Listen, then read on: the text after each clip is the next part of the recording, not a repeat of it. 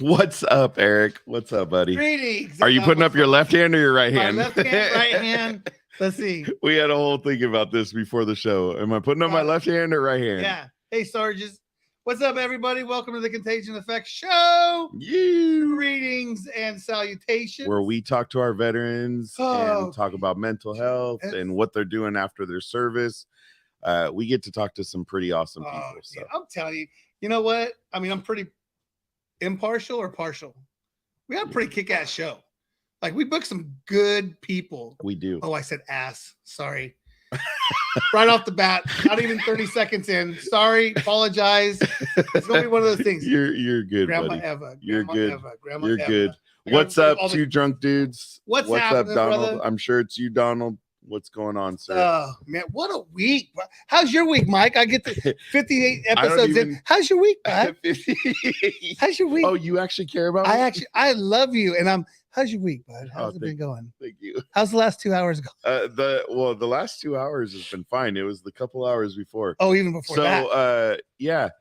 Apparently, I know I read about this when I worked at Walmart. I heard like Sam Walton, when he opened the first Walmart, it was like 110 degrees and they had watermelons out there and they exploded, right? Because of the heat. Yes. Don't understand, but we had a watermelon. What's up, Carlos? What's up? We had a watermelon Jamie just bought, Paparazzi just bought the other day. As the dogs now are, they decide to play right now, right behind us. It's all us. good. I love it. It's all good. Far for the two Rottweilers. Security. Anyways, we've had this watermelon like 2 days. Yeah. And apparently it blew up because I was sitting here with another friend. I was doing a training for the new job, and all of a sudden I just hear the sound of water running. And I'm like, and I look, my sink's not on, there's nothing, and I just hear like water just flowing. So I'm like, dude, did we spring a leak somewhere? And no, watermelon, like I go over there and the watermelon, the side of it's just blown out. It's just cracked. No, not even cracked. No, just blown out. Like somebody sniped it or something. So the pressure of the atmosphere and because you said it's 110 degrees, and I'm thinking. Yeah, no, I think it's all these atmospheric rivers, that we've been the rivers. Speaking of rivers, holy crap. We got, like coming across 132 and the San Joaquin River. I just merged two because I don't know which one it is. I think it's either the river off of 132. I think it's the San Joaquin. Okay. The San Joaquin, because Stanislaus comes by River for all our listeners in Nebraska. Yeah, Nebraska. They don't know North Platte. Help me out, bro. They don't know 132. Lincoln. Hopefully tonight, I mean, we do have a local guest on, so we'll have some more local listeners. So yeah, and we love all our listeners, and it's awesome, and I can't wait. This is a good one. Nice job on that. I'll give you some props on that one. Good job. Oh, thank you. I did something right. Air fist, air bump. No, that was did something right. It's always it's always you do something right. Well, I mean, I actually got to get. I'm absolutely excited because I know tonight. You know this guest personally, and it's gonna be fun. So yeah, Turlock, exactly. Craig knows what's up because we're just not going to tell. Don't share the name of our guest yet. We got to do our thing first. We get to talk first. We appreciate everybody out there. But you asked about my week. Yeah, my week was literally summarized in today and the day it was, and it was just a mess. Like explosion of atmospheric river. The atmospheric river of watermelon. Yeah. How was your week, buddy? I know you were training. Dude, 4 out of 5 weeks, 3 straight, and I'm done. Like I told our lady. So now you're done training. I'm like, nah, Thank man. you, Craig. Thank you. And I can't. The word. And I can't even talk trash because, like, he may be on, he may not be on. Plus, our shop steward's got my leak now, so now I really gotta watch what I say because. Oh man! Yeah. Now I can't even say anything about what you sent me. 57. Yeah. Dang. I'm just saying, like, all the fun's gone. I've never seen someone that could fall asleep instantly driving, like sitting in the truck seat. I've never seen it before. It's unbelievable. Until this week. Until Sunday came around and dude passed out. Dude, mouth open. I'm like, wait, aren't you supposed to be training? Like, I wanted to throw peanuts. I wanted to throw peanuts down his pie hole. That's funny. He's like, oh. That is funny. Okay, you don't have sleep apnea, bro. Where's your mask at? Here you go, Eric. Go ahead. Go ahead, buddy. What? Go ahead. What's on the screen? Hey, want to say thank you to Angelic Wines, one of our top sponsors. AngelicWines.com for all of your personalized wine label needs. Hit up AngelicWines.com. Thank you for the support. Couldn't have done a better video than that. I'm just telling you, that's another clip. Extra posts. Another clip, which is up to like 839 views. The Angelic Wines was. I mean, we haven't gotten no feedback from them, but it's got 839 views. No likes though. Not a single like. You know what? It's not the social media is an interesting thing. Yeah, I wanted to say something, but I remember our guest is in the background listening. So yeah, be good. Grandma Virginia, he wouldn't mind. Grandma Virginia. Sometimes we can get off a little off. Hey, I do have something in my pocket that I want to share real quick. No, hang on, give me a second. Okay, so at American Veterans First, did you get new ones? Oh, those are the same. No. So American Veterans First in Riverbank, which is another local place for us. There you go. I think. Oh, hold on. Let me do the cool thing. Okay, so you can see it, and this is the bronze one. I can also get it in silver and gold and pewter. No, so American Veterans First in Riverbank, they adapt the stars. I don't want to say cut out, but so these are these are from flags. These are sewn. Decommissioned. Right. And there's a little story on the back end of it right here, right? Well, that's the contagion effect right now. There's a little story. And look what came in the mail. We got some contagion effect stickers, vinyl stickers with our QR code and all the pertinent information of when, where, and how you can get a hold of us and share our awesome YouTube channel. But even though now we're going live on so many different things. I mean, it is, hey, I keep saying podcast. By the way, I love, we both added our personal pages on there and 0 viewers from each page. Hey, so our own friends don't watch us, but hey, for all of you watching on all the other sources, thank you so much. You're now our friends. We're kicking all our friends to the curb. There's that saying where you're like, hey, listen, your friends will be, it might work. And, I have better relations with friends that we have met rather than the support of the people that are around. Although I'm not talking trash about my family or nothing like that. I'm just saying they get tired of seeing our Facebook pages and Instagram. Your whole family. I had the outside family. I had you had everybody in the family. Yeah, no, it was dope. It was dope. No, it was awesome. So it was awesome. Anyways, that was it. I think real quick, it's some time for some Mr. Miller's mobile tax. I had the pleasure of having my taxes done last night and another wonderful evening with Gary Miller. And then he was, so I live in Houston, and he was finishing up with us at like 5:40 and had an appointment in Fremont at 7 p.m. And he lives in Delhi. Yeah, no, dude is. I want to see how many miles. Talk about mobile tax. Like he is going crazy with it. Hello, Nana. Now, time for Miller Mobile. Miller Mobile Tax Service.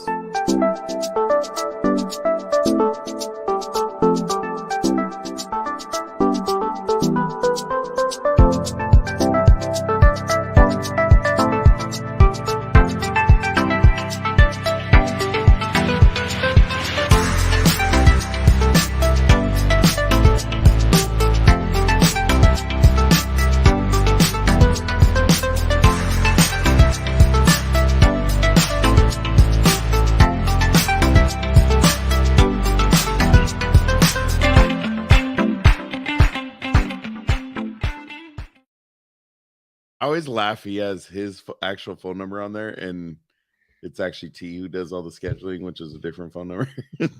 But hey, you do your thing, Gary. So you call Gary's phone number, but then T does all the scheduling? Yeah, T does all the scheduling. So Gary doesn't do any scheduling. He has to hand it off. What's up, Nana Penny? Welcome to the show. Thank you for joining us. Hello, Nana. So I think, are you ready? Yeah, let's jump into it. Right. I'm sure we got a lot to talk to. Talk about, and I don't want to get in trouble, and I want to make sure we respect time, and even though we could probably talk to this person all night, he has some great stories already. So with no further ado, I would like to introduce a gentleman who I actually used his services and he's just a wonderful guy. Found out through doing that he was actually in the military. Thank you for and so when we were at one of the he hosts a pack walk every week, and so when we were doing that, I was like, hey, kind of started with his wife first to just get the in, because I know she's the scheduler and all that. So can you call that a ruck march? Would it be considered? I don't know. You got to ask him. But we're not all wearing backpacks, or we're not wearing gear. You could. Well, I don't know. A ruck is with the backpack. I don't know that all the people doing the pack walk can handle the backpack too. Pack. But with that, I want to introduce Mr. Thomas Lee, otherwise known as Tom, from A+ Dog Training. What's up, Tom? Hello, everyone. How you doing, buddy? I'm doing great. How about you? We are surviving, as you heard the watermelon story. So by the way, you guys need more snacks in there. Yeah, I know. Did you eat them all? I ate them all. Or did Ammo eat them all? Well, hey, don't tell anyone. I am a dog trainer, after all. I will say the background, as you said, is pretty dope. No, the background is absolutely dope. Is awesome. Yeah, there will be no use of the word little when talking about anything in the background. Actually, it was actually a pretty cool story, because that flag behind us, or behind me, it was through the MWD TSA, which is the Military Working Dog Team Support Association. So we got it through in 2020. Hello, Craig. We got it through in 2020 when everybody was shut down, but we're still giving them money. So that flag came in the mail, and we're all like, I was telling my wife, I go, what the heck is this? It's like, what package is this? MWD TSA. And then when we opened it, it was a flag. So, and then we were like, oh man, we were blown away that they did that. That's dope.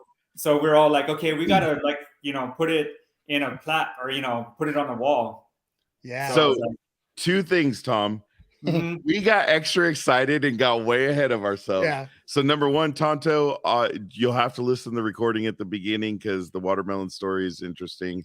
But the second thing is, we didn't even do our actual intro song. We jumped in that fast. Oh man! So we're wait. Is this the first time you guys did that? Yes, it's our first show. Wow. Yeah, it's our first show. I'm part of history. But you are. You just made history, because we just straight up completely. I was so excited to get to you. Yeah. And I completely forgot to do our actual intro. So let me go into that, Tom, real quick. I apologize, and we'll jump into that. Yeah, the times and places, they may change, but one thing stays the same. The stories that they tell about going through hell.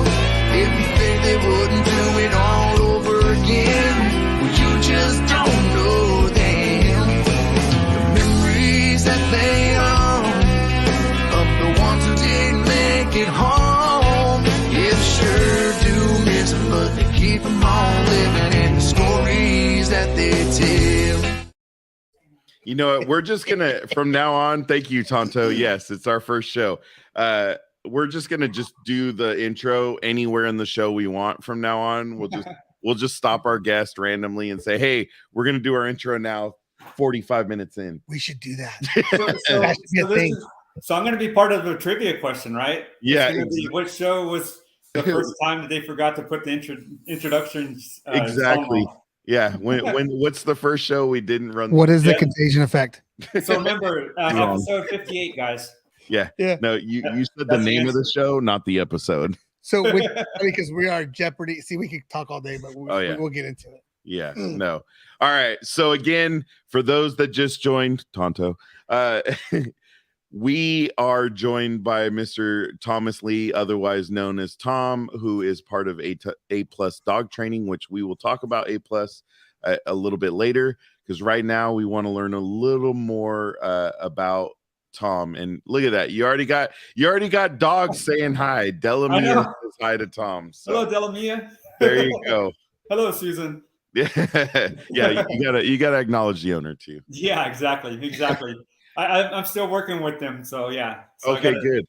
Tom already got to see Ragnar, and Ragnar had, his head tilts going on. You want to see Tom? What? All right. It's all good, Tonto. Just kidding, buddy. All right. So, Tom, welcome to the Contagion Effect, where we do things all backwards today. We are excited to have you. And so I like to start learning, kind of who you are and what you're about and how you got to where you're at now, right? So where did you end up growing up? Well, I was born in Modesto, California, and then I was raised in Hillmar. In Hillmar, did you go to Hillmar High? Hillmar High. I'm sorry. 91? Were you from Houston? Yeah. Well, I'm all my kids are graduating from Houston. Oh, okay. Yeah. But yeah, so and it was funny the way the military was. I didn't even expect to join the military. Now, when did you? Did you join right out of high school? No, actually, I mean, when the recruiters went to the high school, I was just like, no, this is not for me. No, like, this is not for me. I was just like, nope. I went to college, went to CSU, Santa Sauce. Okay. And then graduated from there. And then after that, I got out of jobs altogether. I went to Yosemite National Park for a little bit. Oh, wow. I worked there for like 3 years. Oh, okay. Just to get out of school, because I was like, okay, I went to high school, went to college.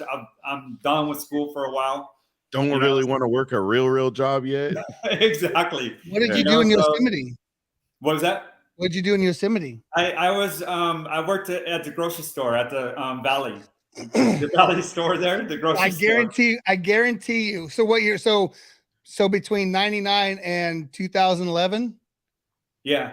Yeah. Well, so it was before the military, so I worked for Cisco. I worked for Cisco for like 12 years. Oh wow, yeah. I do remember it. Cisco going up there. Yeah, I guarantee we ran into each other over there.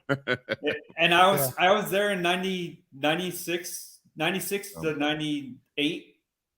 Oh, then you would. Oh, it would have been probably right. That was before. Maybe was that just before you? Mm-hmm. Okay. Yeah. So we didn't. Yeah, I promise we didn't run into each other. I ran into your company. I ran into your company though. Yeah. Busted. But yeah, so I was doing that for 3 years, and then I was like, okay, I got to get a job. I mean, what am I doing? Dumb. Because at that time I was probably like 26, 27. Oh. So then I went to Richland Market here in Modesto. Okay. Don't say the one on Carpenter though. Yes, it was. So I graduated 93 from Downey, and I had one of my best friends. He worked there from like 91, 92. His dad was the bread guy, got him the job as a bagger. Oh, okay. Yeah, but it's not about me, it's about you. Yeah. Because I got a story, but I can't tell it. So we have all the time in the world, right? Yeah. Apparently. But yeah, so I was there for probably like months because I was a bagger. And I was like, I had all because I was assistant manager over in Yosemite Park, So I was like, okay. I talked to my boss and said, okay, how long? I understand you guys are union and everything, but how long am I going to be a bagger before I go to at least a cashier or something? He goes, 5 years. And I was like, 5 years? I was wow. like, what the? I was like, okay, let me see if I can do my math right. I was like, okay, I'm going to be 32 as a bagger. And I was like, oh, no, that's not happening. So I was like, okay, I got to do something, besides I'm not going to be a bagger for another 5 years. Right. So I started driving around one day, and there was the Air Force recruiting office there on, what is it, Stanford, I think? Stanford and and I went past that, and my brother was Navy. So I was just like, okay, well, I know I didn't want to do military, but I was like, okay, let's check it out. Well, actually, before I did that, I was going to go Navy as a firefighter. Before I talked to them, and then my brother was all like, okay, Tom, you're not going Navy. He told me, he didn't want you, what, because of firefighter? He didn't want you being a firefighter? Yeah, I was going to be a firefighter in the Navy. Okay. And then, and actually, just before I went to the MEPS there, my brother got a hold of me and said, nope, you're not going. He goes, if you're going to go to the military, you're going to go Air Force. So I was just like, okay, I still didn't know exactly what I wanted to do. So I was like, okay, then I drove past the Air Force recruiter. So I was like, okay, let me stop in and talk to him. So I started talking to him, and he was a canine officer before. Oh. So I always liked dogs. So I was just like, okay, that sounds fun. That sounds like a fun job. But I was like, okay, firefighter was still what I wanted to do, even in the Air Force. So when I went to the MEPS, I did the test and I failed out on the depth perception. So I guess I don't have that great a depth. So if I'm like this, I'm like, ooh, okay, I can't see it that well. So right. So they said, sorry, you can't be a firefighter. So I was like, what? It's like, well, okay. My second thing was canine, so I had to be a cop first, the security. Mm-hmm. So I went security for 3 years, and then once I got out of once I was able to apply for the canine, I applied for that. And so security for us is MPs, right? For what we would know. Okay. Yeah. So in the Air Force is security patrol or security force, SF. Okay. It was weird because they went from SF to SP, which is security patrol. Mm-hmm. And then they went to MP with the Air Force. I'm not sure what it is now because they seem to keep changing it. Right. So yeah. So after that, then I went canine. I got into the school for canine. So the last 3 years, that's when I was like canine, and it's like, oh, I had that was the best thing I ever did, is go canine in the military. Yeah. Tonto, shoot, I'm blinder than a bay, and I still got in. Yeah, but Tonto, you weren't in the Air Force, I don't think. Yeah, and maybe he didn't go. Did he go firefighting? No, I think he was an Army. Oh, okay. He was Army. What I remember, okay. I think so. He'll answer. He'll let us know. Marine. Yeah, maybe security was the same way. I mean, they're all like, because with my scores I got, they're all like, "Are you sure you want to be a cop?" I was like, "No, really, I want to be a cop." I mean, on your ASVAB? Was it on your ASVAB? No. It was what was it? It was something else to get into the military. Oh, okay. Before it was a test that they took, and they're all like, I scored high enough to get, not high enough to get some of the stuff, but high enough that they're all like, okay, you don't want to be a cop. And I was like, no, really, I want to be a cop. Thank you, Tonto. 173rd Airborne Brigade. Did you put that? No, yeah, see? Army. You went. So yeah, so yeah. So it's like I went canine and those 3 years, and I went everywhere pretty much. I went customs for a little bit, worked with customs. Where did you do that? In Nogales, Arizona. Oh yeah. A small little like hole in the earth, pretty much. Yeah, but how much? I mean, dude. So I know there's a picture there. I think on the bottom right corner, obviously not the dog that's up, but you have a little. You got some supplies. You got some supplies there that you're weighing. Yeah. And I don't know if that's for personal use or did you find that? No. Got a card. Yeah, I'm a seller. You didn't know that? Supplemental income. Yeah. But no, that was a cool story too, because that was found by my dog, but it was weird because the way the customs do it, because we're military, so they're all like, okay, if your dog finds something, you can't go to court for it. So once your dog runs past it, we got to run our dogs past it, so we could go to court for it. So they're the ones that get the credit, even though our dogs are the ones that found it. But I was like, hey, whatever, you guys do whatever. But it was weird because my dog found it in the front bumper, and that's where he alerted. And their dogs kept on going into the back, and they're all like, "Oh, it's in the back." I was like, "No, it's here in the front." And so they're all like, "Okay, whatever, but we're gonna check the back first." I was like, "Okay, guys, whatever." Way to waste your time. Yeah, yeah. Go around the back side, huh? They found like two bricks in the back, and then I was like, they're gonna be like, "Okay, that's enough. That's good enough." And I was like, "No, can you please check the front?" And they're like, "It's nothing. There's nothing there. I'm telling you." So they're like, "Okay, fine. We'll check the front." And they went to the right side, nothing on the machine, whatever the machine they use. It showed a small number. So they're like, "Okay, there's nothing there." And they went on the other side. They're like, "Okay, that's another small number. There's nothing there." And I was like, "I am telling you, this is where he alerted, right in the middle." I was like, "Check in the middle." And right when they checked in the middle, it went from like 20 to like 120 or something like that. Oh wow! They're like, "Oh, okay." There's some stuff there, and it's kind of sad because those cars they let other people, they sell it after they find all the stuff and they sell it, and then somebody buys it, and then there's a brick of marijuana that's in their bumper. They don't even know. Oops. Or do they? I mean, At least that's it the doesn't story. happen all the time, but I'm sure it's happened before. Because, like I said, Yeah. if I wasn't like, hey, there's something there, they would have just been like, nope, okay, there's nothing there, because our dogs were alerting to the back. So when do they do those most of it auctions? was in the back. But I go, my dog is used to getting a small little like roach, not the big pounds. Like he was probably overwhelmed by that much stuff, that much marijuana. He was going crazy. He got contact. He got contact. Like, no, it's right here. It's right in the front. How many pounds was that? Do you remember?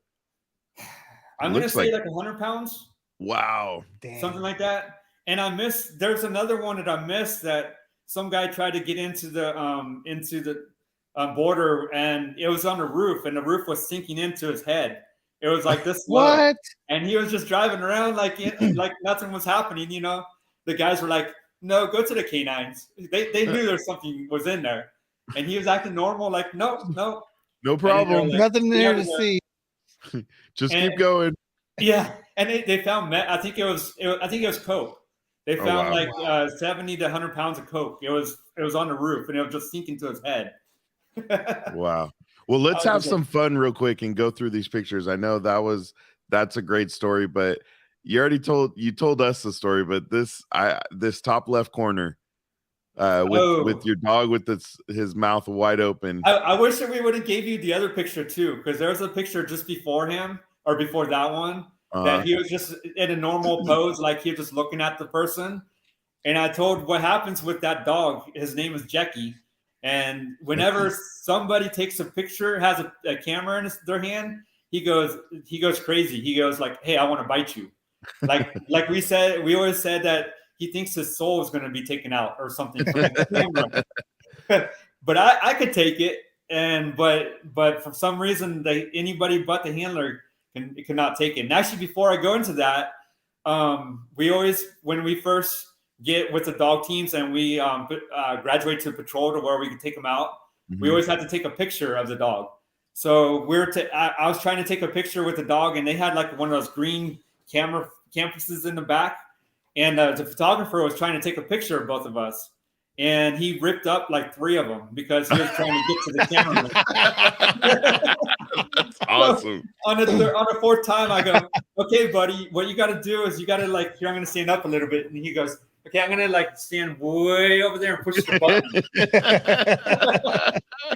Oh, it was pretty funny, man. Because I go, I don't know what it is. And my kennel master was like, "Hey, Lee, did you get a picture with that dog?" Because he knew how it was.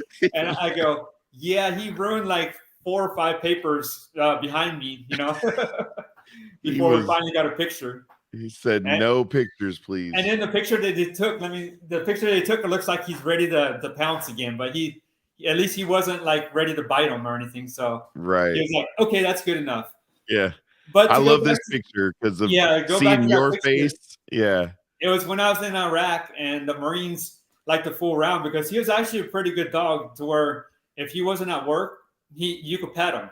Mm-hmm. But once he went to work, for some reason, something triggered in his head, like, "Hey, I'm at work. I am ready to bite anybody and everybody that comes around me." So, and the guy was like, "Okay, hey, I want to take a picture of your dog." And I was like, No, do not take a picture of Jackie, because he's gonna come unglued. And he goes, "No, really?" I go, "No, do not take a picture of that guy." So I turned around, and right when I turned around, that guy had a camera in his hand and took a picture. That's why, if you can see, I had that look on my face, like, "Bro, really?" And at that time, because I had a feeling he was probably going to do something like that, so I got a really short leash or handle on a leash, and I was like, "Okay." And I told him, "You're lucky that I had control of that dog, because he would have bit you." Now the dog Jackie, what was his training? What was he was explosive and patrol. So when you say patrol, it means he'll bite, he'll run after a suspect if they run. And then explosives, obviously that's the reason why we had them for the bomb dogs. To search out vehicles and IEDs and stuff like that. Okay, so he could alert for bombs and he would chase down and suspects. Yeah. Yeah. Wow. Okay. But of course, in the military, nobody ever got to that point, because once Nobody the ran. canines got there, they're all like, "Nope, okay, sorry, I give up." I'm like, "Come on, Come on, just run so I can let my dog go." There's a song. Yeah, exactly. I always tell them, "Hey, I'll even give you a head start." They're all like, "No." Because some of the other handlers, or not the handlers, but just the other Air Force guys would always be like, "Yeah, I bet you I could outrace your dog." And I was like, "Oh, come on." Wow. Okay, no. Wow. But I was like, "Okay, you know what? I'll give you even a head start on that if you want." And they're like, no, that's okay. And then Solly, the one with the caution military working dog, that was my drug dog. So that's the one I took to customs, and he's the one that found the one coming out of the box. What was that? No, actually, that was another dog, but the one right next to him. Okay, with the military working dog. Okay. Yeah, the one that says caution military working dog. That was Solly there. So what's the going speed of a full stride going after a dog? Yeah, I don't know. Fast. 20? really fast. I would say somewhere around there probably. Google it, bro. Google it. Yeah. Probably German faster Shepherd than what most speed. people are. You got it. Let me see. German Shepherd. I'm saying 22.7. I'm writing it down. All right, we're taking bets. I say 22 miles per hour. Oh, you're all wrong. Wow. You are all wow. Dude. That is impressive. 30 miles per hour. What is it? 30 miles per hour. 30. Man. German Shepherds are very good sprinters and are frequently used in police and military work. This breed of dog can run up to 30 miles per hour. Man. Yeah, they're awesome dogs. Wow, that's cool. 30. Oh, right there. Tonto got 30. Tonto got it too. Thank you, Tonto. On it. Thank Good you, looking brother. out. I can't post any more comments because they'll cover up Tom right now the way we have the scrreen set up. So Here, No. It's our format. It's our layout. It's because I have the pictures up. It's covering it right now. Since I got challenged real quick, Tom, since I got challenged to say this because I've made the mistake. So the middle picture, you're taking a picture with a little airplane there that's sitting there, right? I mean, no big deal. You're so silly, Mike. What that is right there. How'd you get in there? That's a B2, just to let you know. No, I know. and usually they're not on the base, but one day they're on the base and the security guys were there, securing it, and I was like, okay, that's around where my checks are, so I'm not really out of the area. I'm gonna slide in. Like, okay, let's go, Solly. Let's go over here and let's take a picture. And to tell you the truth, I probably wasn't supposed to be there, but I was like, hey, that's cool. That was like 18 years ago, so I don't think I'm gonna get in trouble for it now. Well, that was my whole thing. Is like I heard it's hard to really see those even parked. Like you don't see them when they're sitting there. So it's doesn't Atwater have one? That's why they're stealth. I mean, they have. Yeah. And that's why I wanted to take a picture of it. I was like, oh, it's probably as close as I'm ever gonna get, something like that. Well, you probably almost walked into it because it was so stealth and you couldn't see it. Yeah, you almost ran into it. Well, actually, it looks like I'm short enough to where I could go right underneath. You can walk underneath it right now. That is dope. That picture is super cool. That's And then the other picture, or the other planes that are on the Bark, because I was at Barksdale, Shreveport, Motor City in Louisiana. We know that Motor City. We gotta guess. Yeah, we actually his wife Kat actually is in the Air Force and she's stationed there right now. Yep. Where, Barksdale? Yeah. They live right in that area. Bossier City. Okay. Yeah. Louisiana. But they're getting ready to go back. She's getting ready to go back to Alaska. Did she call it Barcatraz? I don't know. We have to. Unfortunately, she's probably not listening. That's what we used to always call it because it's a security one base. So every time you get there, especially as security, every time you get there, you can't go anywhere else. Because they're all like, okay, you have security clearance, which is hard to get on some people. So they're like, okay, once you have it, you're not going to go to another base. So when I was in the K9, I always said, hey, let me go somewhere. Let me go somewhere. Because I got to get out of this base, man. This base is driving me nuts. Wow. So, yeah. So, and actually a good story about the A10. I was doing the fobs, which is checking the, making sure there's nothing on the flight lines. Right. So when the planes come, they don't run over rocks and stuff. So I was taking, I think I had Solly with me. No, actually it was Jackie. And I was on the runway and just walking, wasn't paying attention, checking for everything. And then I turned around, there's an A-10 like right beside me. Just that's the Warthog, right? Yeah, the Warthog. And he was ready to take off. Really? And the pilot was sitting there like smiling. Like, hey, I'm right here. Yeah. Oh, get out of the way. Oh. Yeah, I was like, "Hey, Jackie, let's go, buddy." Don't let me show off my guns. Oh man, that was crazy. And the first time I saw that plane, that was crazy. We were doing some kind of exercise, and I've never seen the A-10 the way it lands, because usually the planes land like this. Right. Well, this plane went like this. And came down. And I was like, "What the heck?" Like a helicopter. And I was like, "Am I seeing something? Am I seeing that?" Everyone started laughing around me. They're like, "No, that's an A-10." Well, I remember seeing at Moffett Field, because we had some friends that were stationed there, and the Harriers would fly in, and you see the Harriers land, and we're like, whoa, that is a trip. I was just looking at the USS Cleveland doing some USS Cleveland LPD, which was what my dad was on, and they had probably a row, like maybe 4 or 5 of those, and it was like what the heck is that? The Warthog? Yeah, dude, was like, yeah. Because their wings fold and everything too. Yeah, those are pretty cool though. Yeah, it was pretty dope. Oh, it's still got the one of the coolest weapons. I mean, obviously the F-22 and all that has, the badass weapon systems, but the Warthog just has the sound, right? That. Oh yeah. How did it go again? No, I'm not doing it anymore. One more time. Come on. I'm done. All right, top right corner. Is that Jackie? Yeah, that's Jackie there. That was probably like 3 a.m. Yeah, your eyes are. I look pretty tired there. Like I think I was pretty much ready to go. Okay, and then bottom left. Bottom left. You're on the right. That was at the end of Iraq. So they're all like, "Hey, let's take some pictures."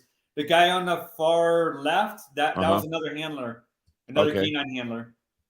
And then the far right one, that's with Solly there. That was probably in the middle of the night, because I work mids a lot. So that was probably like 2, 3 a.m. Okay. And then the one with Jackie there looking at a van there on the bottom left there. Yeah, that's how we're always like the checkpoint. On a checkpoint, they check the cars, right? And then we'll search the cars, and then we'll back off and kind of watch and make sure nobody does anything stupid.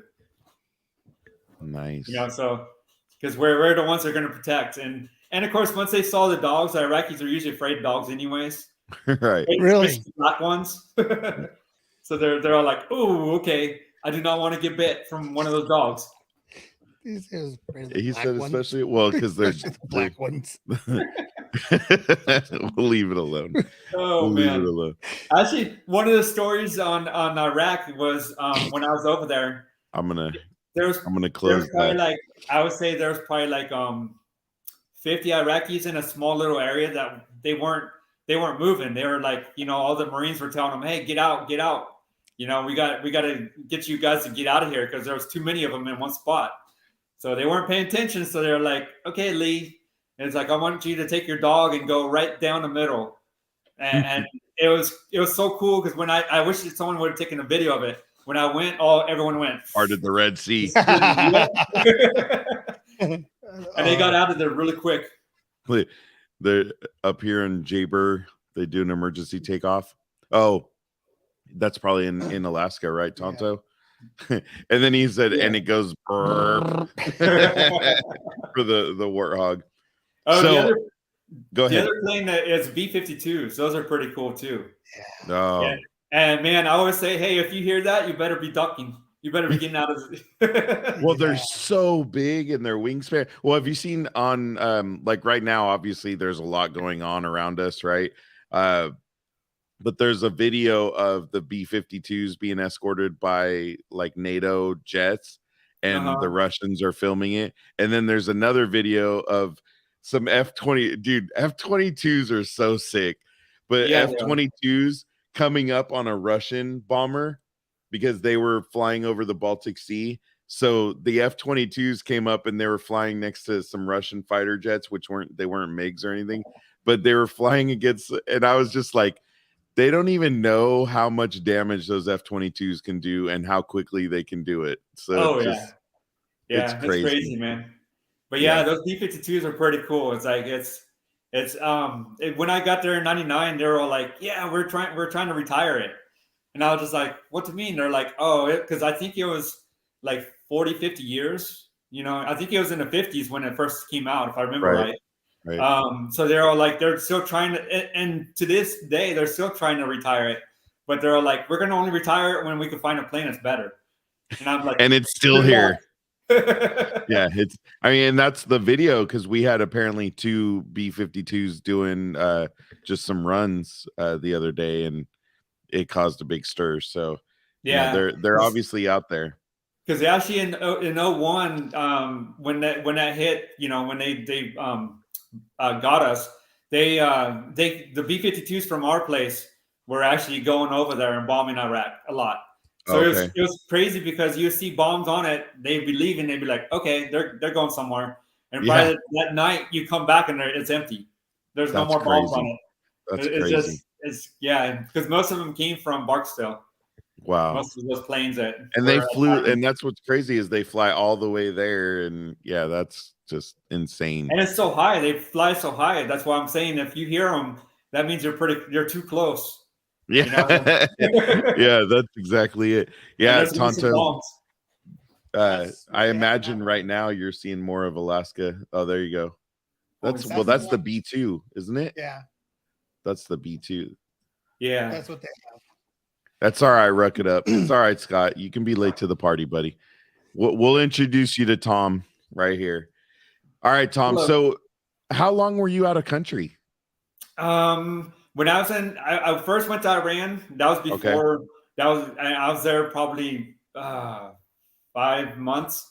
But what stunk about it is it was during the summer of 2000 when I went over there. So everything was good. We were still at peace at that time. But the day before that I was supposed to leave, we already had our replacements and everything there for 2 weeks. So we were supposed to leave, but then that's when Saddam Hussein decided or Bin Laden, I think, decided, okay, I'm going to threaten America on the radio. So when that happened, we went in ThreatCon Delta and everything got frozen. So our commanders came by and said, okay, Lee, I know you're supposed to leave tomorrow, but guess what? And I was like, what? He was like, you're not leaving. And I was like, what? He told me, because of course where I was, because I was just a regular cop. I was working with the 60 gun at that time. I was a 60 gunner. So I was in a small little like building just watching. So I didn't know what was going on. He was like, okay, by the way, you got to get your flak vest, your helmet, and everything on, because we're in ThreatCon Delta now. Things are about to go crazy. Yeah, so I didn't get to leave for another 2 months. Oh, wow. Because they were like, we don't know. We're all asking when we're supposed to leave. And they're like, I don't know. We don't know, because everything's frozen right now. Wow. So then I got back in August of 2001. Actually, it wasn't 2001. So it was just before September of 2001. Oh, wow. So we got back in August. Another month. Yeah, July, August, something like that. And then of course in September of 2001. So that was crazy. So I was there in Iran, but then in Iraq, I was there for 7-8 months.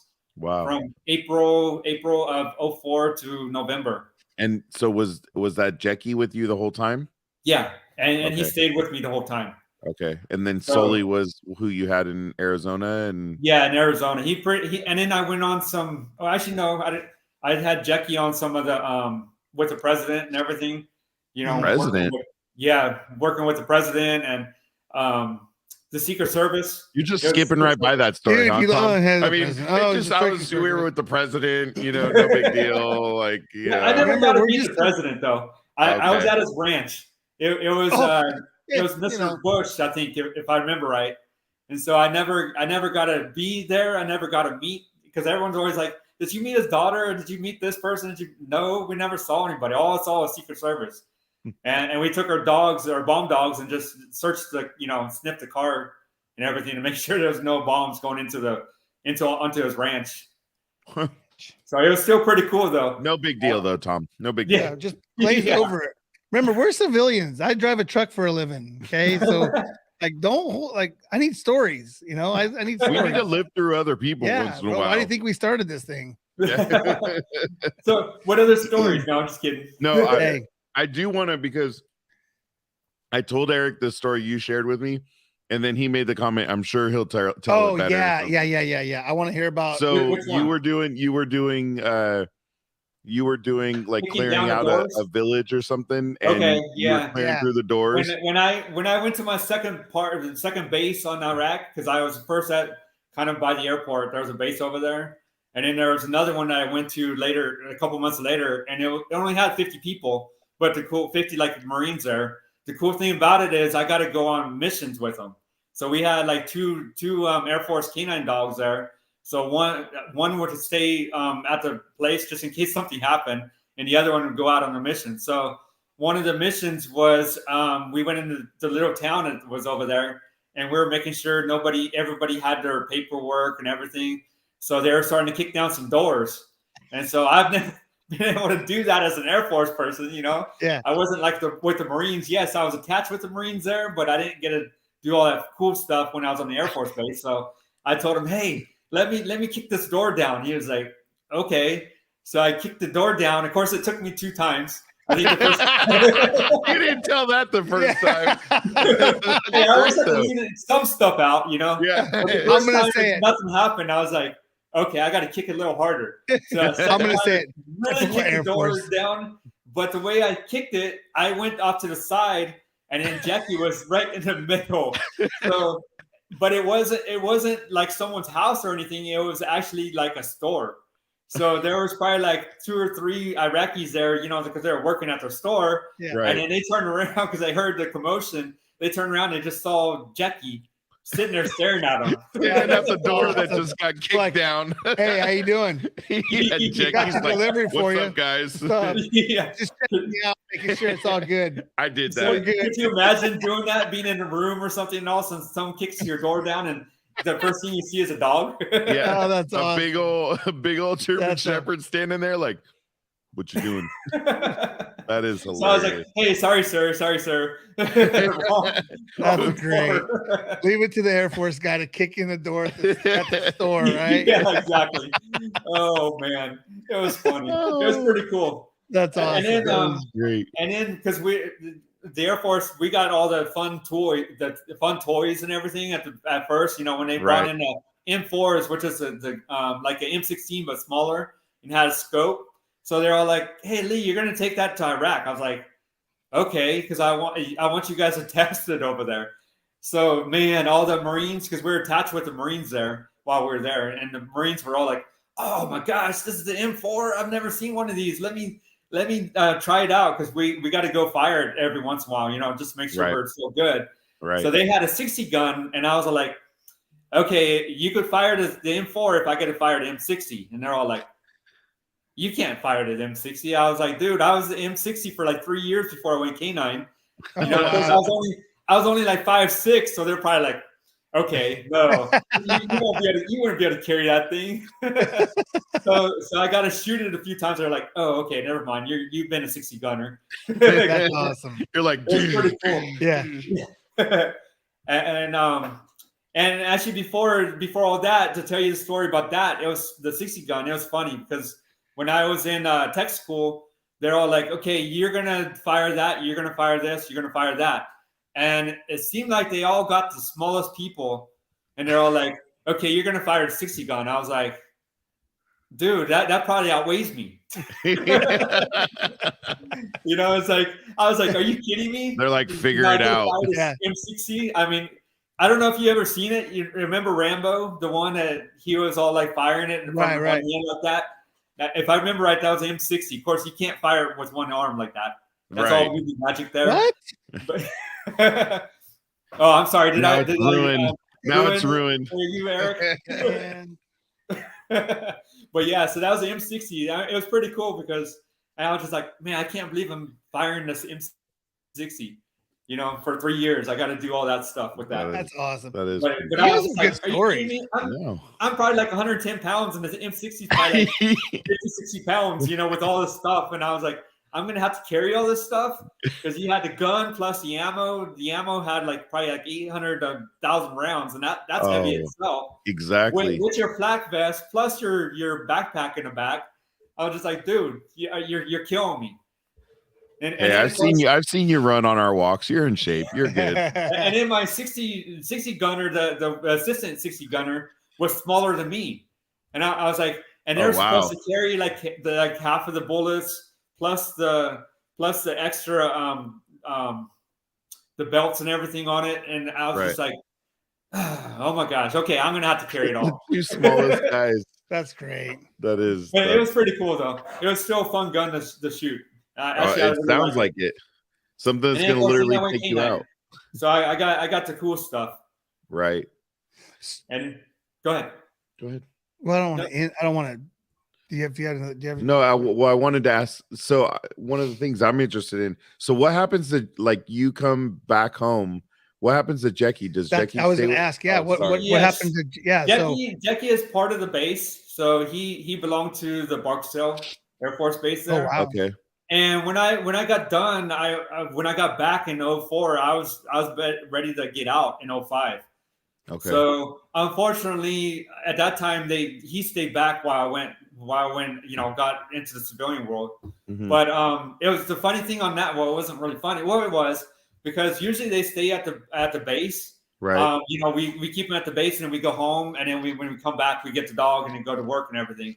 Okay. But when I was in Iraq for those 8 months, he was with me 24/7. He lived with me and everything. So when I got out, there was a new handler that got Jackie, but usually they bond with the new handler pretty quick, but he wasn't bonding. He's like, no, bro. He's like, you don't even know how Lee treated me. Yeah.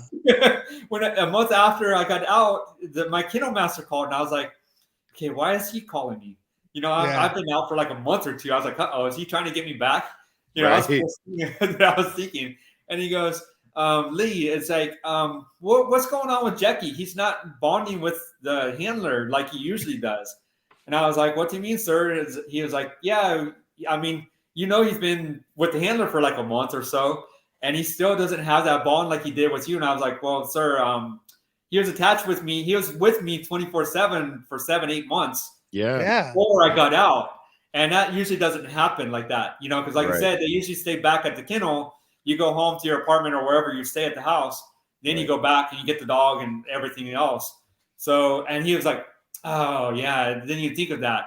And then probably like 2-3 weeks later, he called me again. He said, yeah, he's finally starting to bond with the person. And I was like, it just takes time on that. Right. Isn't that crazy? Like it's a whole, like literally like they just, his whole world. Yeah. Well, I just wrote down, I wrote down separation anxiety before, as you were talking, and I'm like, yeah, like that would be a thing, especially if you're 24/7.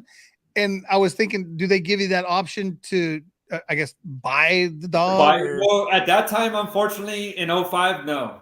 And actually, the sad part is they euthanized the dog when they retired. At that time, when I was in. Right. But as far as I know now, yes, they do. You see the stories now of with Megan Levy. That movie, Megan Levy. Yeah. It's like now I think you have to pay $1, which I would. I'd definitely pay $1. Oh yeah, I'm sure we could fundraise that for you. Maybe, I'm sure we could fundraise that for you. Can you give me a quarter? That's all I need is 25 cents. Remember, still to this time, you and I personally have 0 viewers. It's all good. It's all good. Hey, Tonto has a quick question. What's the career length of working dogs? It depends on the dog, but usually it's usually about a year when they start doing the training. Just because I guess the military feels bad for them when they're a puppy. They're like, I don't want the dog to be a working dog the whole time. Right. So when they adopt them out, they give them to a foster person, and during the puppy stages, and then after they turn a year, then they go to Lackland Air Force Base, which is where where we train the dogs. And then usually it takes a couple years after that. So they're usually around 3 when they start doing, going to the base. Okay. And then from there, between 3 and they're usually around 8 or 9 when they retire, around 8 or 9. So to answer your question, I guess about 5 or 6 years. Yeah. So yeah, he said that he thought they worked 4 to 5 years. So that's probably right on, right? Yeah, somewhere around there. It depends on your dog too. Some dogs last a little longer than others. Was Arizona before Iraq? Yes. Oh, yes, okay. that was with Sully. Or Sully. So what happens with Sully? Was Sully part of the base in Arizona? Yeah, all the dogs are part of the base. What they do is they train them at Lackland with the new handlers. Like when I went to school, we got to train some of the new dogs, which I didn't get to train the new dogs, which I was kind of disappointed. They called those dogs green dogs. Mm-hmm. And they're all like, they just assigned them to certain people. They said, okay, you're working with a green dog. And I was just like, dang it, I didn't get to work with a green dog. I would have loved to do that. So in other words, for the ones that don't know what a green dog is, it's a dog that doesn't know anything. It's brand new, doesn't know sit, doesn't know down, doesn't know anything. And then that's when you train them to do that. So after they get trained after a couple of years at Lackland Air Force Base, and then they start, what it is like, when the dogs retire out of the base, like Barksville will be like, okay, usually we have a certain amount of dogs. Like I'm going to throw out like 16 dogs, but we had to retire like 3 of them. So we're going to call Lackland and see if we can get some dogs. The thing is, there's always a wait list for that because all the bases go to Lackland Air Force Base. It's not all the Marines, Army, Navy, and Air Force. We all train at the same place. Oh, all right. So it's not like Army trains somewhere else than Air Force. So So to answer your question, it just depends on the dog. I mean, how long they're going to be there, and then all that kind of stuff. Right. So with you, so you did 6 years. What made you decide I'm done? Yeah. Well, that's a good question. It's like I was thinking, I was all like, okay, if I go, because the way Air Force is, we go 4 or 6 our contracts. Right. So I was like, I already went 6. If I go 4, that's 10. If I go 6, that's obviously 12. So I'm like, okay, that's halfway. So if I'm going to go halfway, I'm going to go all the way. In other words, go 20 years, get a retirement. Right. But then I was thinking to myself, I was like, okay, because I started so late. I started when I was 27 instead of 18, usually most people. Right. So I was like, okay, I'm getting up there in age. And I'm like, okay, do I want to have a family or do I want to stay single the rest of my life, pretty much? I mean, yeah, I could have still got a girlfriend and got married and that later on down the road, but I was just like, okay, I'd like to start a family. So I was like, okay, I better get out now instead of going on for another 4 or 6 years or up to 20 years. Right. So that's why. So I decided, okay, I'm going to just get out, which my kennel master was trying to get me to stay in. He was dangling stuff in front of me because he knew I wanted to be a trainer. We'll let you just train. You can. Yeah, exactly. Easy. I have 3. We have 2 spots open for a trainer school back in Lackland Air Force Base, and I was like, okay, I still got like 6-7 months. I was like, what can I do the training school and still get out? He started laughing at me on that one. He's like, why would I waste my time? Yeah, he was like, why would I want to waste a spot on you, Tom, when you're getting out? So he goes, if you stay in, you got the trainer school. And I was just like, gosh, dang it. I was just like, no, I pretty much at that time made up my mind. I was like, okay, I'm getting out. And then just before I got out, he goes, okay, Lee, this is the last chance. You haven't signed out yet, or you haven't signed all your paperwork to get out. So he goes, now I heard that in the civilian world over at Lackland Air Force Base, they're hiring civilian canine units that used to be canine units to be an instructor over at the canine school. But he goes, but you got to be a trainer. So I was just like, are you kidding me? So he goes, see, you still have that spot if you want to stay in. So I was just like, gosh, dang it. Are you kidding me? I was just like, no, sir, I still got to get out. So I bit the bullet and I got out, which I'm glad I did because, of course, I wouldn't have married Gigi, my wife, and I wouldn't have had what I had afterwards. I wouldn't have had the A+ dog training. So, I mean, it worked out for the best, but I still miss it at times. Oh, yeah. Especially when I watch a movie, I'm like, a military movie, I'm like, okay, honey, I got to go drink a beer. Watch it. You're gotta show that bravado. Yeah, exactly. And then all these stories come to me and I'm like, oh man. I was like, I gotta, I had a fun time there. It was a great 6 years, but like I said, it was a good time. I got out, And then just to let you know a little bit more, when I got out, I went to a place called Kids Inc., which that's a funny story.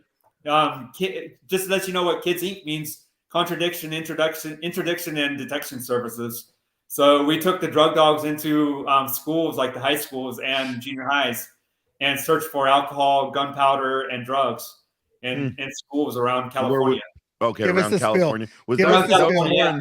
In Southern California. Story, the weird thing, the boss, well, not my boss, but my manager at the Kids Inc., she went to my, because my uncle was a dentist at that time, and she was a patient of his.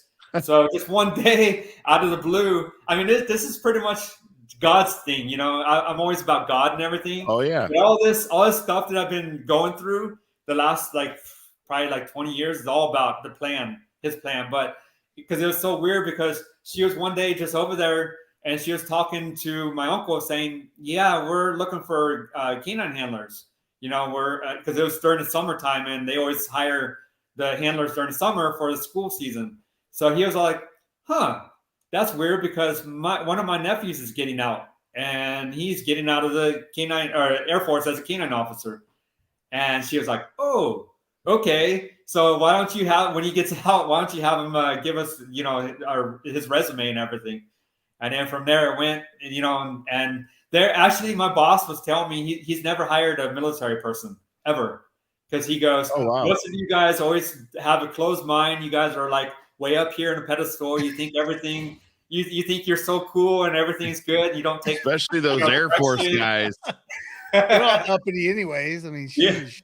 Not that I'm like that. No way. No, no, you're not like that. He's like, no way, man. So yeah, when I went over there, I was on probation and I started working with the dogs, and he was like, maybe I should start hiring some military guys. Because the first time I ran one of my dogs, Sydney, his name was Sydney.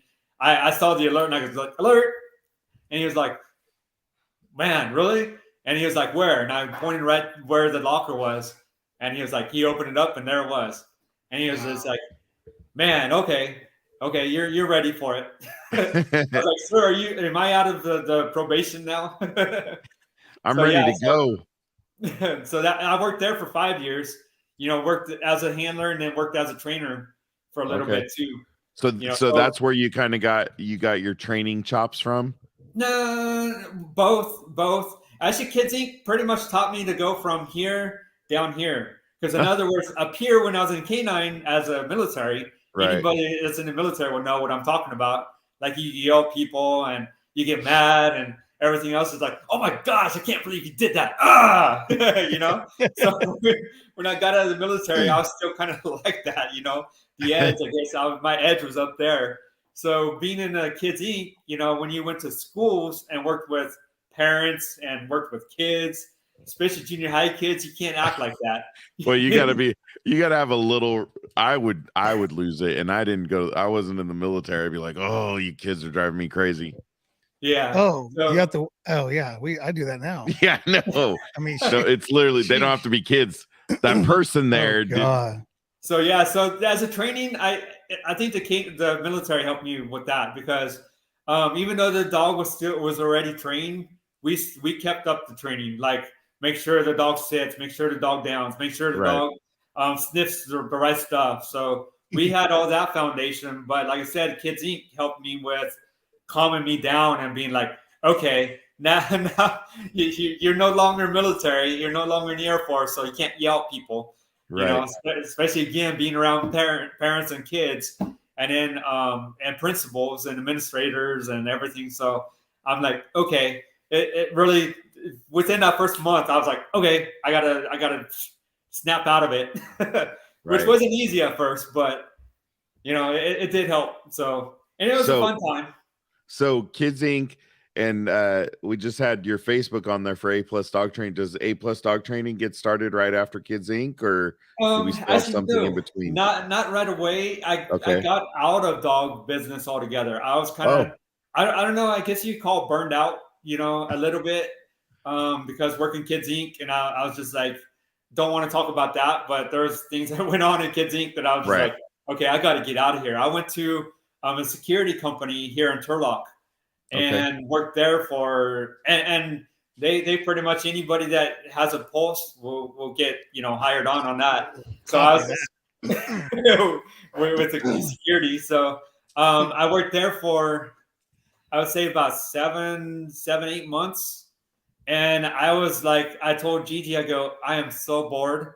I mean, no challenge, no nothing. Cops are two different things. Oh, right. To tell you a little story about this, my wife's going to be laughing at this one.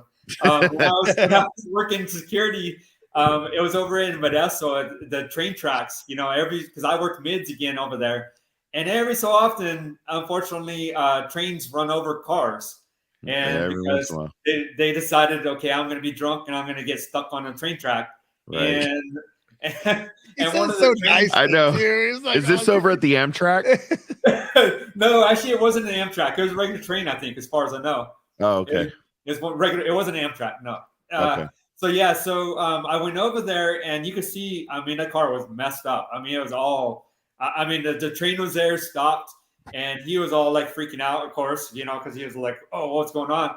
And I was the first on the scene. And my dispatcher goes, hey, Tom, can you check inside the car to make sure there's no bodies? I was like, no. Yeah, no. If there's a body in there, if somebody's in there, they're dead. The way it was all mangled and, crashed up. And she was like, no, really, we need to know because we need to call the CHP and the police, let them know. So I was like, okay, so I kind of peeked in. I was kind of like this, kind of like looking through the window, and I was, okay, I don't see anybody.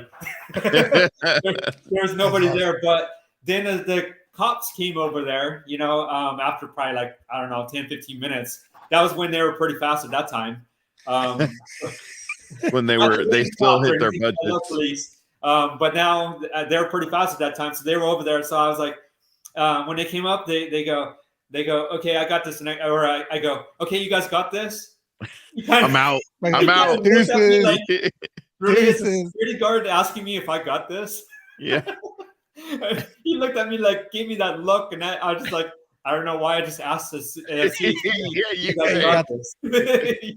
Just checking. You got this, buddy? Yeah. I was like this. I was just like going back to my car like, oh my gosh. What did I just say? And then, of course, I called Gigi at that time, and I was like, Gigi, you should have heard what I just said to a CHP.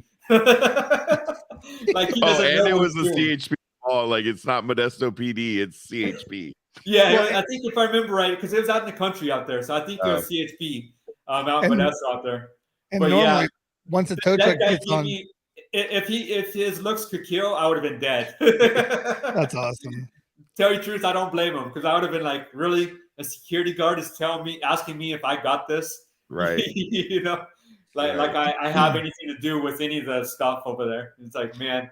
But yeah, so I worked there for like 7-8 months, I would say. And then, like I said, I was starting to get bored and I was like, okay, I got to start doing something different. And of course, at that time, I was probably like 32, 33, I'd say, maybe 34. And and I was just going with Gigi at that time. So we were boyfriend, girlfriend. So she was like, well, why don't we do something on our own?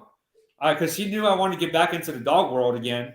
Okay. And I was like, nobody knows me. There's nobody whatsoever knows me. I don't have any friends. Nobody likes me. I got the military background and everything, but does that really matter? Are people going to call? So I was like, okay, I'll tell you what. What I'll do is I'll do it on the side. I'll like work A+ dog training. Of course, at that time, it wasn't even A+ dog training.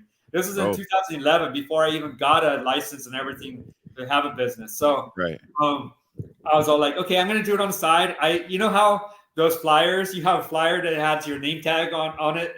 Yeah. Thomas Lee, I put Thomas Lee dog trainer, and then I put my numbers to where people could pull the tags off. This is how old it was.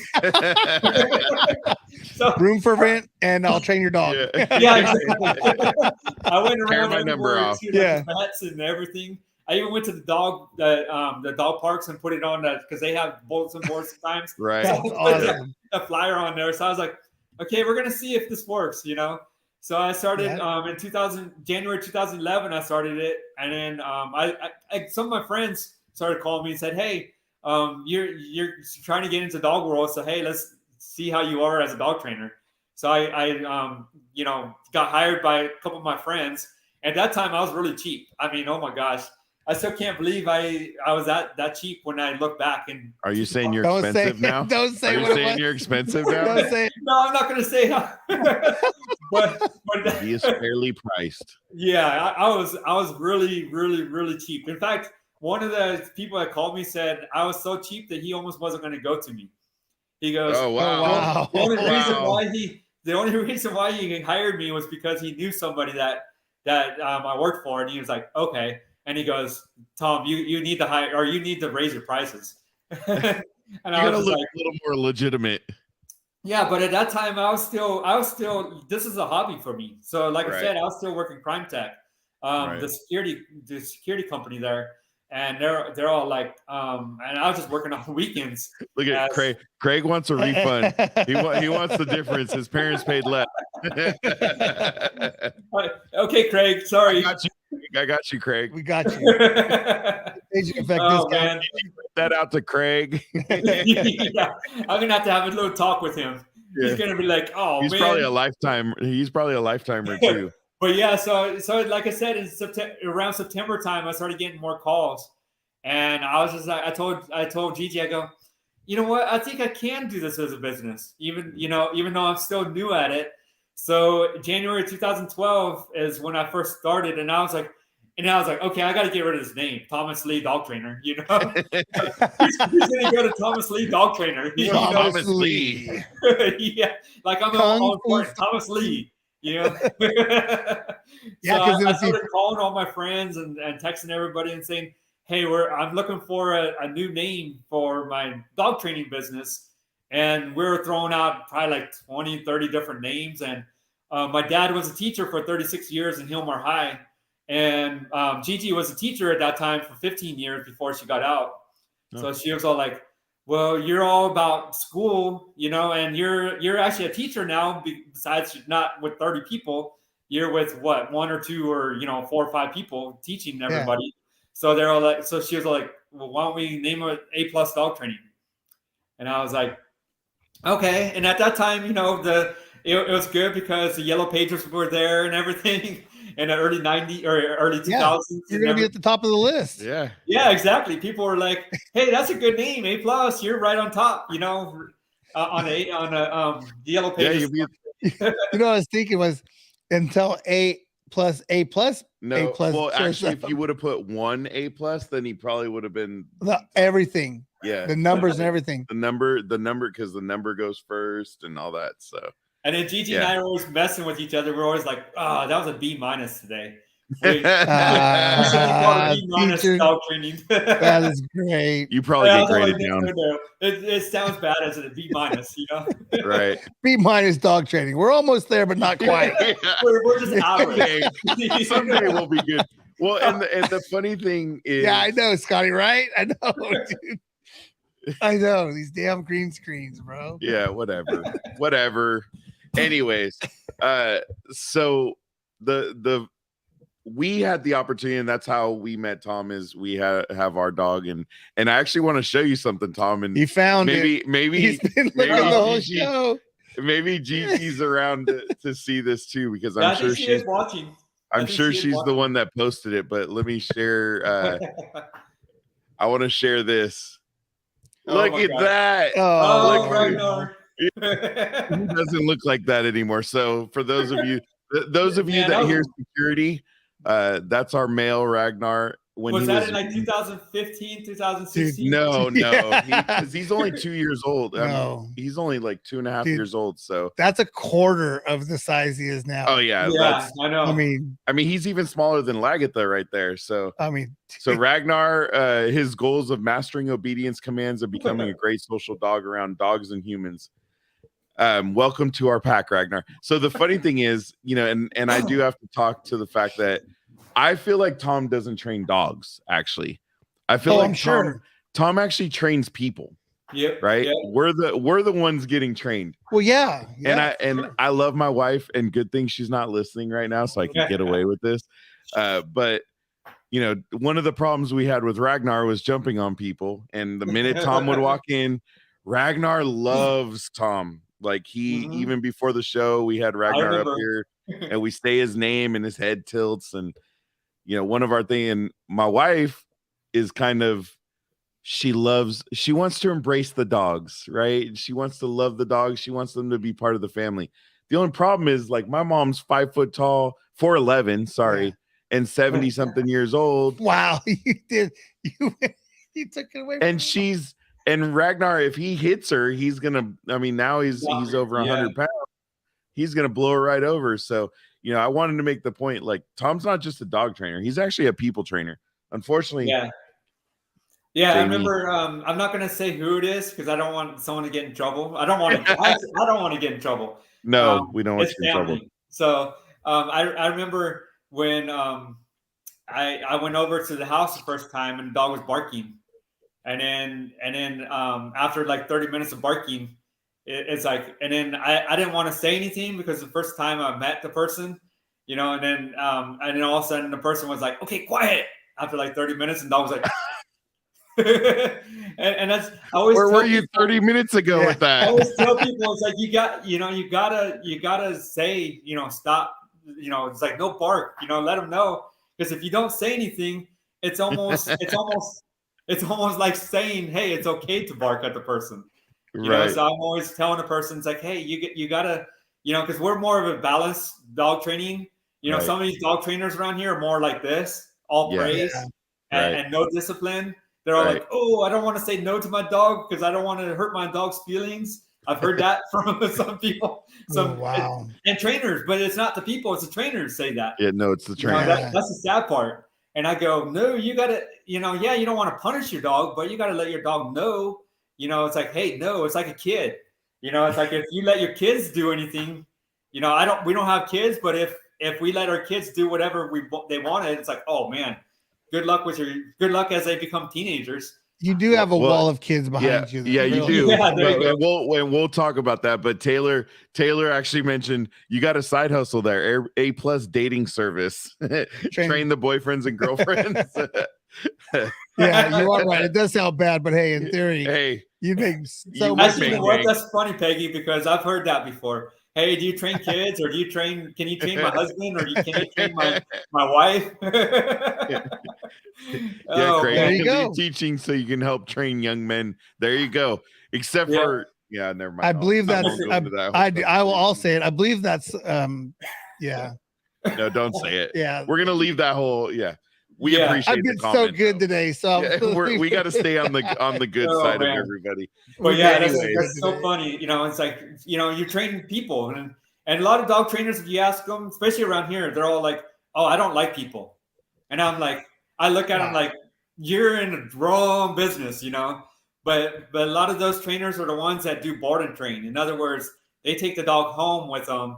Right. They don't really see the people hardly ever. They take the dog and train them, and then they return the dog and then say, okay, this is what we did. They might go to the people a couple times, a couple sessions, but that's about it.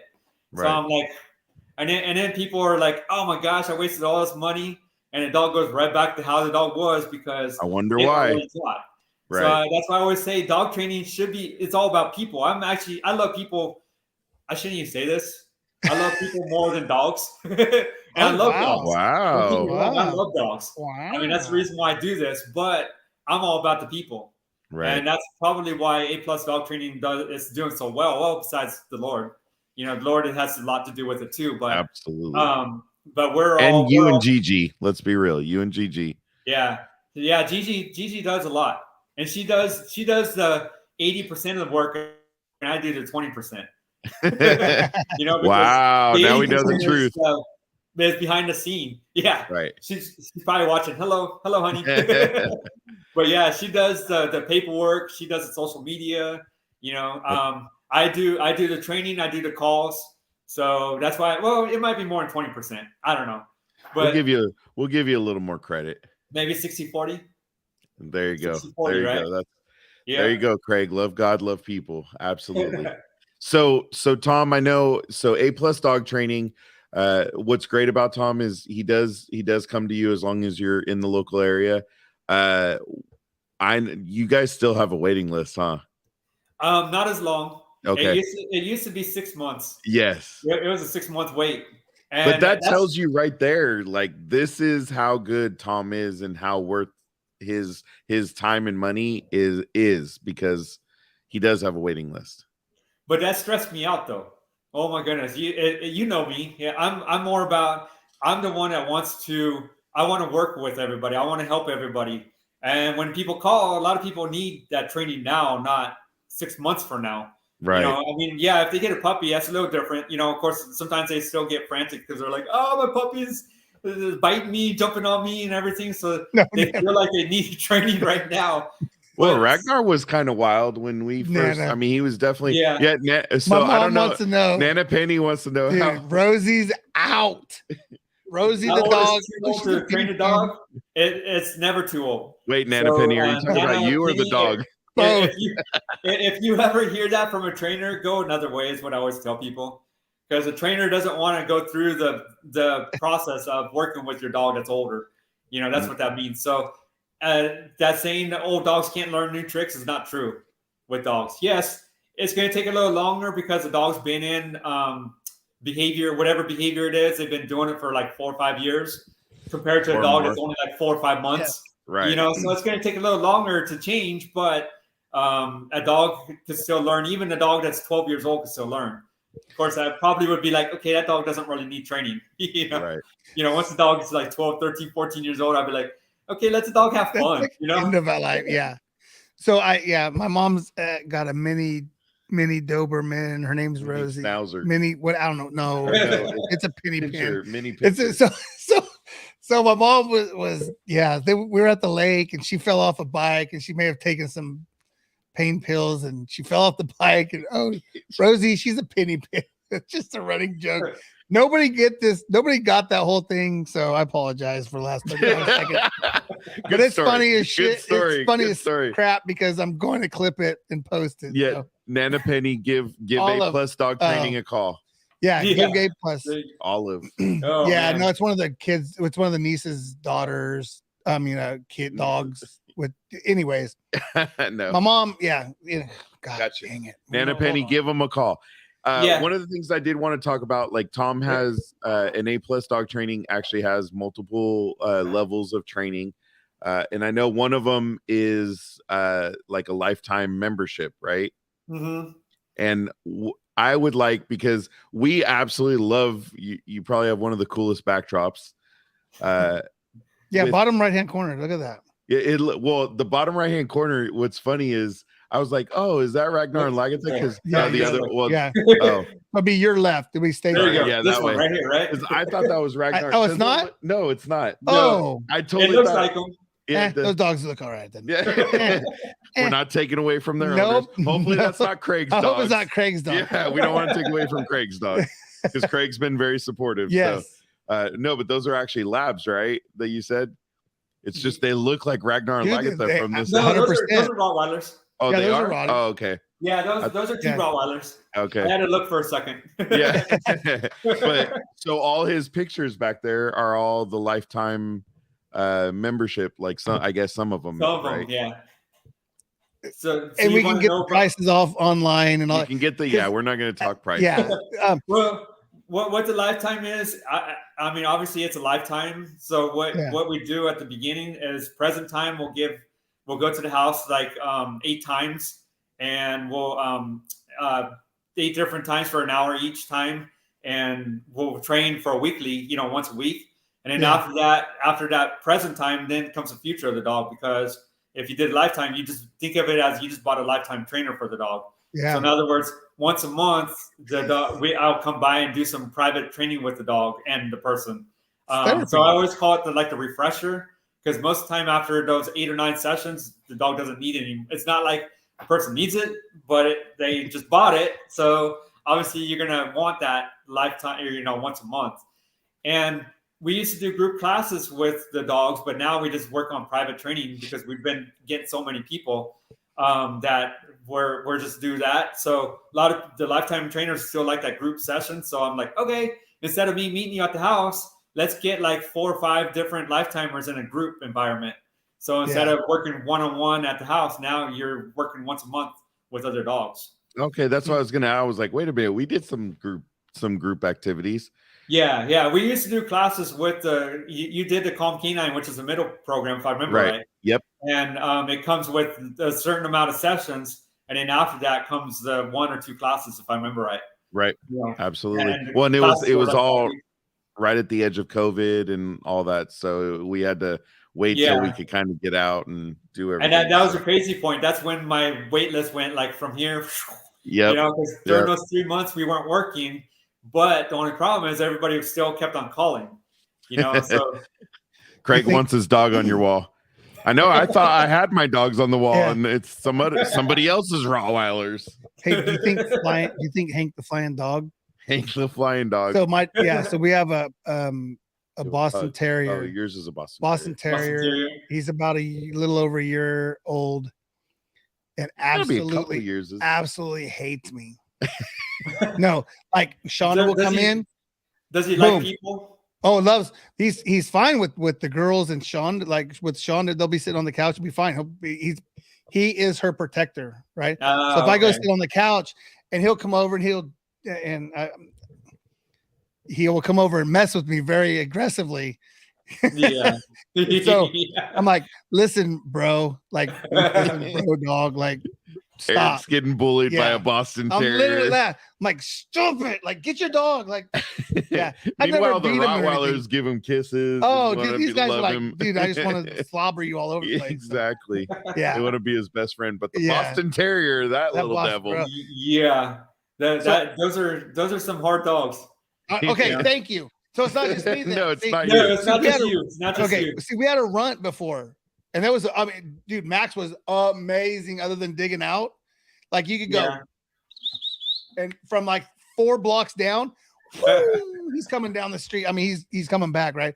But he liked to dig. But again, it's not about me. And yeah, that's funny. I love training. It's like during the bad weather we've had, it's like, oh my gosh, man, the rain. I'm just like, man. Well, then what do you do with that? What do you do with something like that? Well, it depends on. I mean, I'll go to people's houses. So if they want that, I'll go into the house and work on it. But a lot of people need work on the outside, and be around people and that.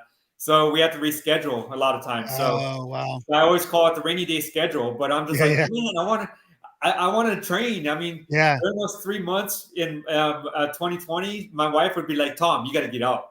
You got to get out. Because between March and June, it's like, I was going, oh. Well, and I think that's when we got you, was at the edge of that. But I do want to share a success story from our training and how great Tom was, because we had 8 weeks of him coming for an hour every time. And the problem was I'd want to talk and Tom could talk, as everybody could see, right? So Tom and I would start getting talking. We're like, oh, we got to actually train the dog here. We got to work on something else. But Ragnar had a huge problem with socks and dryer sheets. So it was like getting him to do the leave it thing. And it was so funny. Like we'd put something down because Tom would say, all right, put it down. Ragnar would immediately go after it. But we finally got him to where, and now I can say leave it, and I can literally take something and put it like in his face and say leave it, and he'll turn his head away. He'll get so mad, like stop trying to force. Yeah, I totally. That's one thing he does really well. I get socks. I get hangers, shoes, dude. He was but the girls know now. That's Lagatha. But dude, I could bring he'll bring hangers in and just start gnawing on hangers, bro. I'm like, dude, Tom stop. Lagatha just destroyed my favorite Dodger hat. I'm such a smart dog. She's gone back. Shut up. Oh my gosh, man. I'm deleting that. I'm going in here and editing that part. Yeah, let me go over there and talk to her. By the way, you're numbered right now because Tom's a Dodger fan. Yeah. That's why we get along so well. But yeah.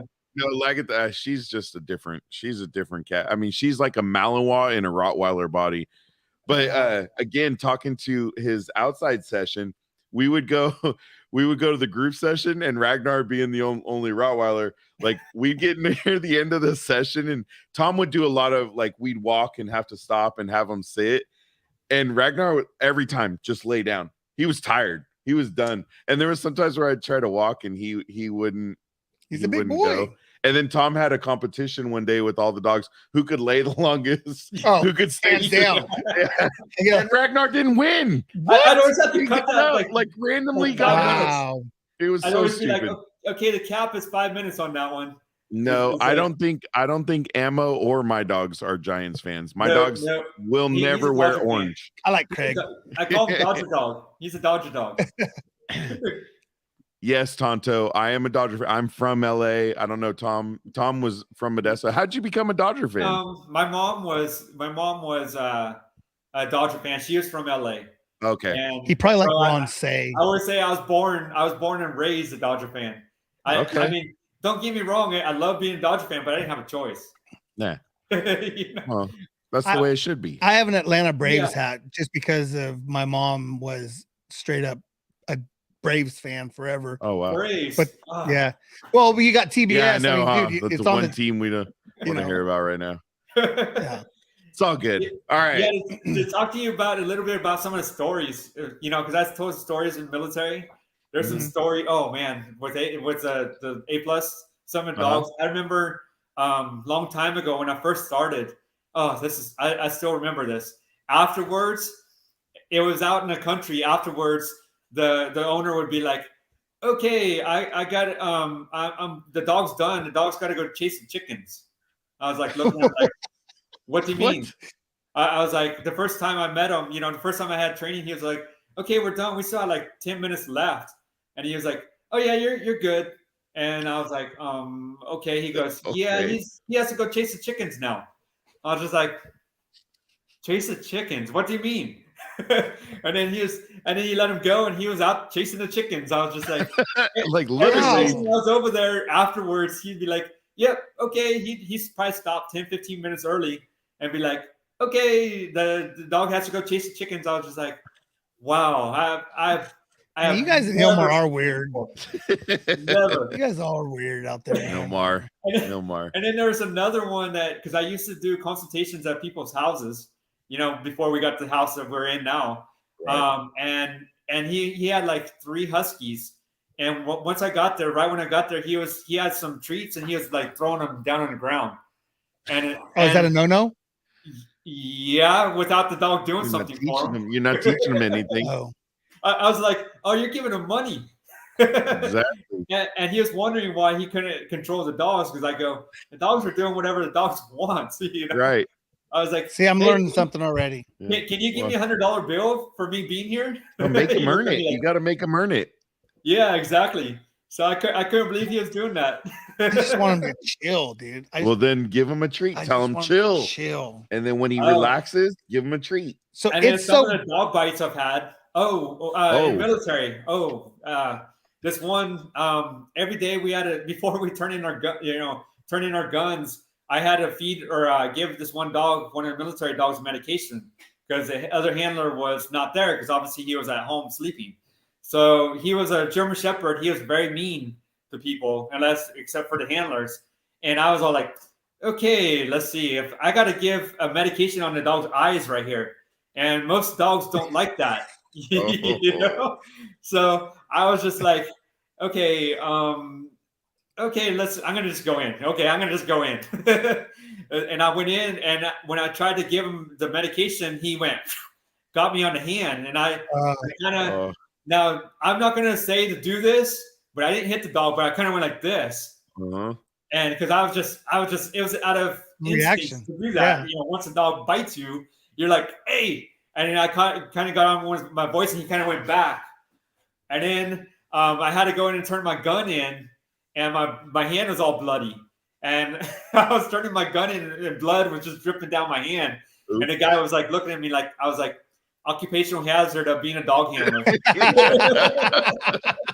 He looked at me like, "I don't want your job." So I was like, "Here, I'm turning in the gun so I can go fix my hand up."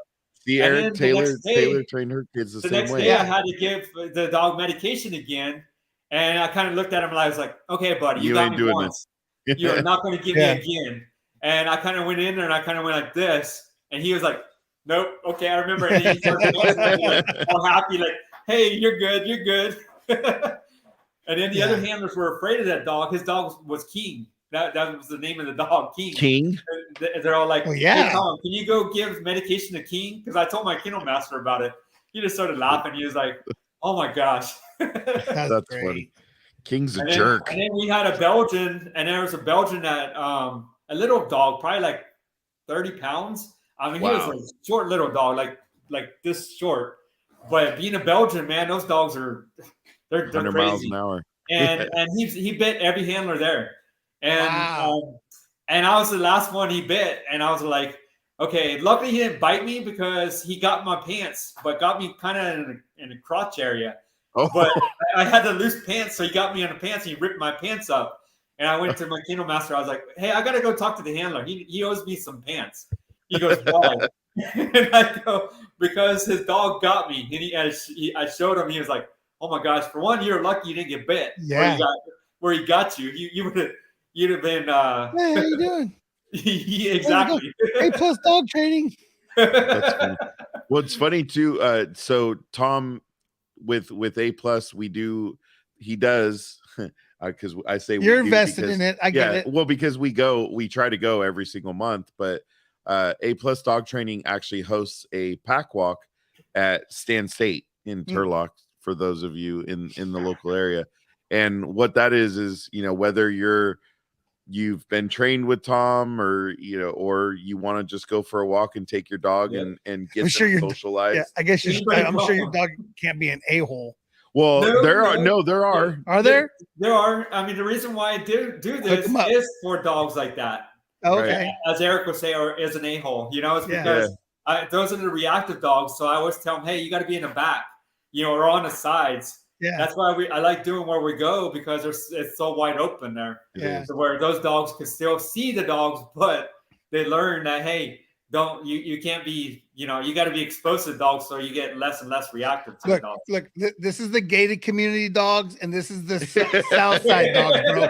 If you want to get there, you can't act like that. No, so you gotta go. So the funny thing is, I think it was the February walk. And that one was at the end of the month, right? I think that was the month. January was at the end of the month. Okay, January, yeah. And we had all the rain, so not a lot of dogs were getting out. Obviously we've had a ton of rain, but not a lot of that one. The dogs were on, like every dog, even the dogs that are usually quiet, we're free. Yeah, well, no, they were like barking, and everybody was kind of crazy. And the last couple of weeks, 35 dogs there. Yeah. Dang. Yeah. No, it's a good time. Yeah, I'm gonna have to hit it up. We have one of the a-hole dogs in Lagatha because she'll randomly, want to go after somebody else. Girl. No, she'll bark. Not saying she's not an a-hole. I'm saying she's an a-hole. She is an a-hole. Saying that. So anybody's welcome to that. Okay, that's cool. And if your dog is a biting dog, I always say, hey, put him on a muzzle if you have to. Yeah. The main thing is just get them there. But don't bring a retractable leash, just to let you know. Yeah. No, that. When it's I can imagine. It's the first. That's a little sore first spot Saturday. for me, but I'm not going to get into that. But just bring. We'll have to have you on for that story. Too many dogs there for retractables. Right. Well, and so it's posted on Facebook all the time. Yeah. It's usually the first Saturday during the colder times. It's at 10 a.m. Once it gets warmer, it moves to 9 a.m. I mean, we're usually almost an hour. It's almost 2 miles most of the time. We could do the ruck. We talked about that. I heard you. When I was eating all you guys' food, all the snacks. I wonder what happened. I was getting my stomach growling. I mean, not that I need to eat. I was like, rucksack. I haven't done that since the military days. But that's the problem is I don't think all your clients could handle, I mean, me probably included right now, probably could handle carrying the extra weight. But you got to start, right? Yeah, I'm already carrying enough. I'm carrying like twice a Tom. Twice a Tom. Yeah, I'm carrying 2 Toms and a Gigi. No, but it's the pack walk's a great time. Tom, it's funny to watch Tom there because Gigi will walk their dog Ammo. And she'll kind of lead the pack, and then Tom will just kind of watch everybody, watch over. If anybody, their dog's kind of getting out of control, he'll get involved. But Tom, all of a sudden you'll be walking, and then you see Tom go sprinting by you, That's running down for the month. always say that's all I do is run once a month. It's during the pack walk. Yep. So Craig, we appreciate you being on here and being active. Absolutely. I may have already stalked your Facebook, Craig. That's what Eric does. So he does a lot of fundraisers, or had done some in the past. I didn't really look at the dates, but he did like a 24-hour fundraiser, dude. And I'm like down for that. So let's hook up, because I'm down to raise funds for whatever, you know, it is. But yeah, we appreciate everybody that's been in the chat. So I do. Sorry to no, you're good. I want to, because we're getting close to time. We probably need to cut this short. Otherwise, Gigi will get mad at us for holding Tom hostage. No, don't let her do that. She's gonna be mad at me. She's such a sweetheart. Gigi's a sweetheart. I want to talk about the flag and what's behind you. And I know that when we met you, I believe you give a portion of the proceeds from each dog training to somebody else. Each program, it goes to MWD TSA, which is Military Working Dog Team Support Association. Mm-hmm. So just to let you know, not throwing in a plug here, but if you guys want to do something like that, just go to MWD TSA. And what it is they give care packages to deployed handlers of dog teams. So it's MWD, like Military Working Dog, and then Team Support Association, so TSA. Okay. And then what they do is, like I said, they give toys to the dogs, and then they give like snacks and stuff to the handlers. Or so, because when I was in Iraq, I always tell people, it's like, I don't care whose name is on it, as long as it's my name on it, and I don't care who's it from. I love getting boxes over there. Right. So getting snacks and batteries and everything else. And because where I was the second time, we didn't have that store like some other people do, where you go into like a BX and get snacks and stuff. Right. So we only got it, if I remember right, they only came like once a month. So we always had to like get as many stuff as we can, purchase as much stuff as we can while we're over there. So I always told my family, he's like, give me boxes, man. MWD TSA. Oh, I forgot the TSA. And just to let you know a little bit about that flag, what that is it's from them in 2020 when everybody was shut down. We were still giving them money. Mm-hmm. So I guess they thought, they thought that was pretty cool, which I'm still blown away they did this. But also one day out of the blue, a package came in the mail, and I was like, Gigi, are you expecting? Did you get anything on Amazon? She's like, no. So we saw who it was from. We were like, MWD TSA, huh? Okay, so we checked them out, or opened it up, and it was a flag. And what it is I think it's, if I remember right, it says it was from a Secret Service, one of the Secret Service dogs over there. It doesn't say where it's from. It's just an undisclosed area. So somewhere around Iraq, Afghanistan, they were carrying that around. So, and then they mailed it to us. So we're all like, oh, we gotta frame this thing. So we told them, can you give us a couple of the coins? Because they have coins in little patches too. Oh, so that's cool. I don't know if you can see. We can see. Okay, we can see those. It's the patches and the coins. So we went to Michael's or somewhere around there, and we had them frame it. No, it's dope. Beautiful. Like it's. I mean, it is. It's very cool. I know you used to have something over on your right hand side, up on the corner over there with NWT TSA, I believe. MWD TSA. I thought you had something with your picture and a dog and. No, I don't.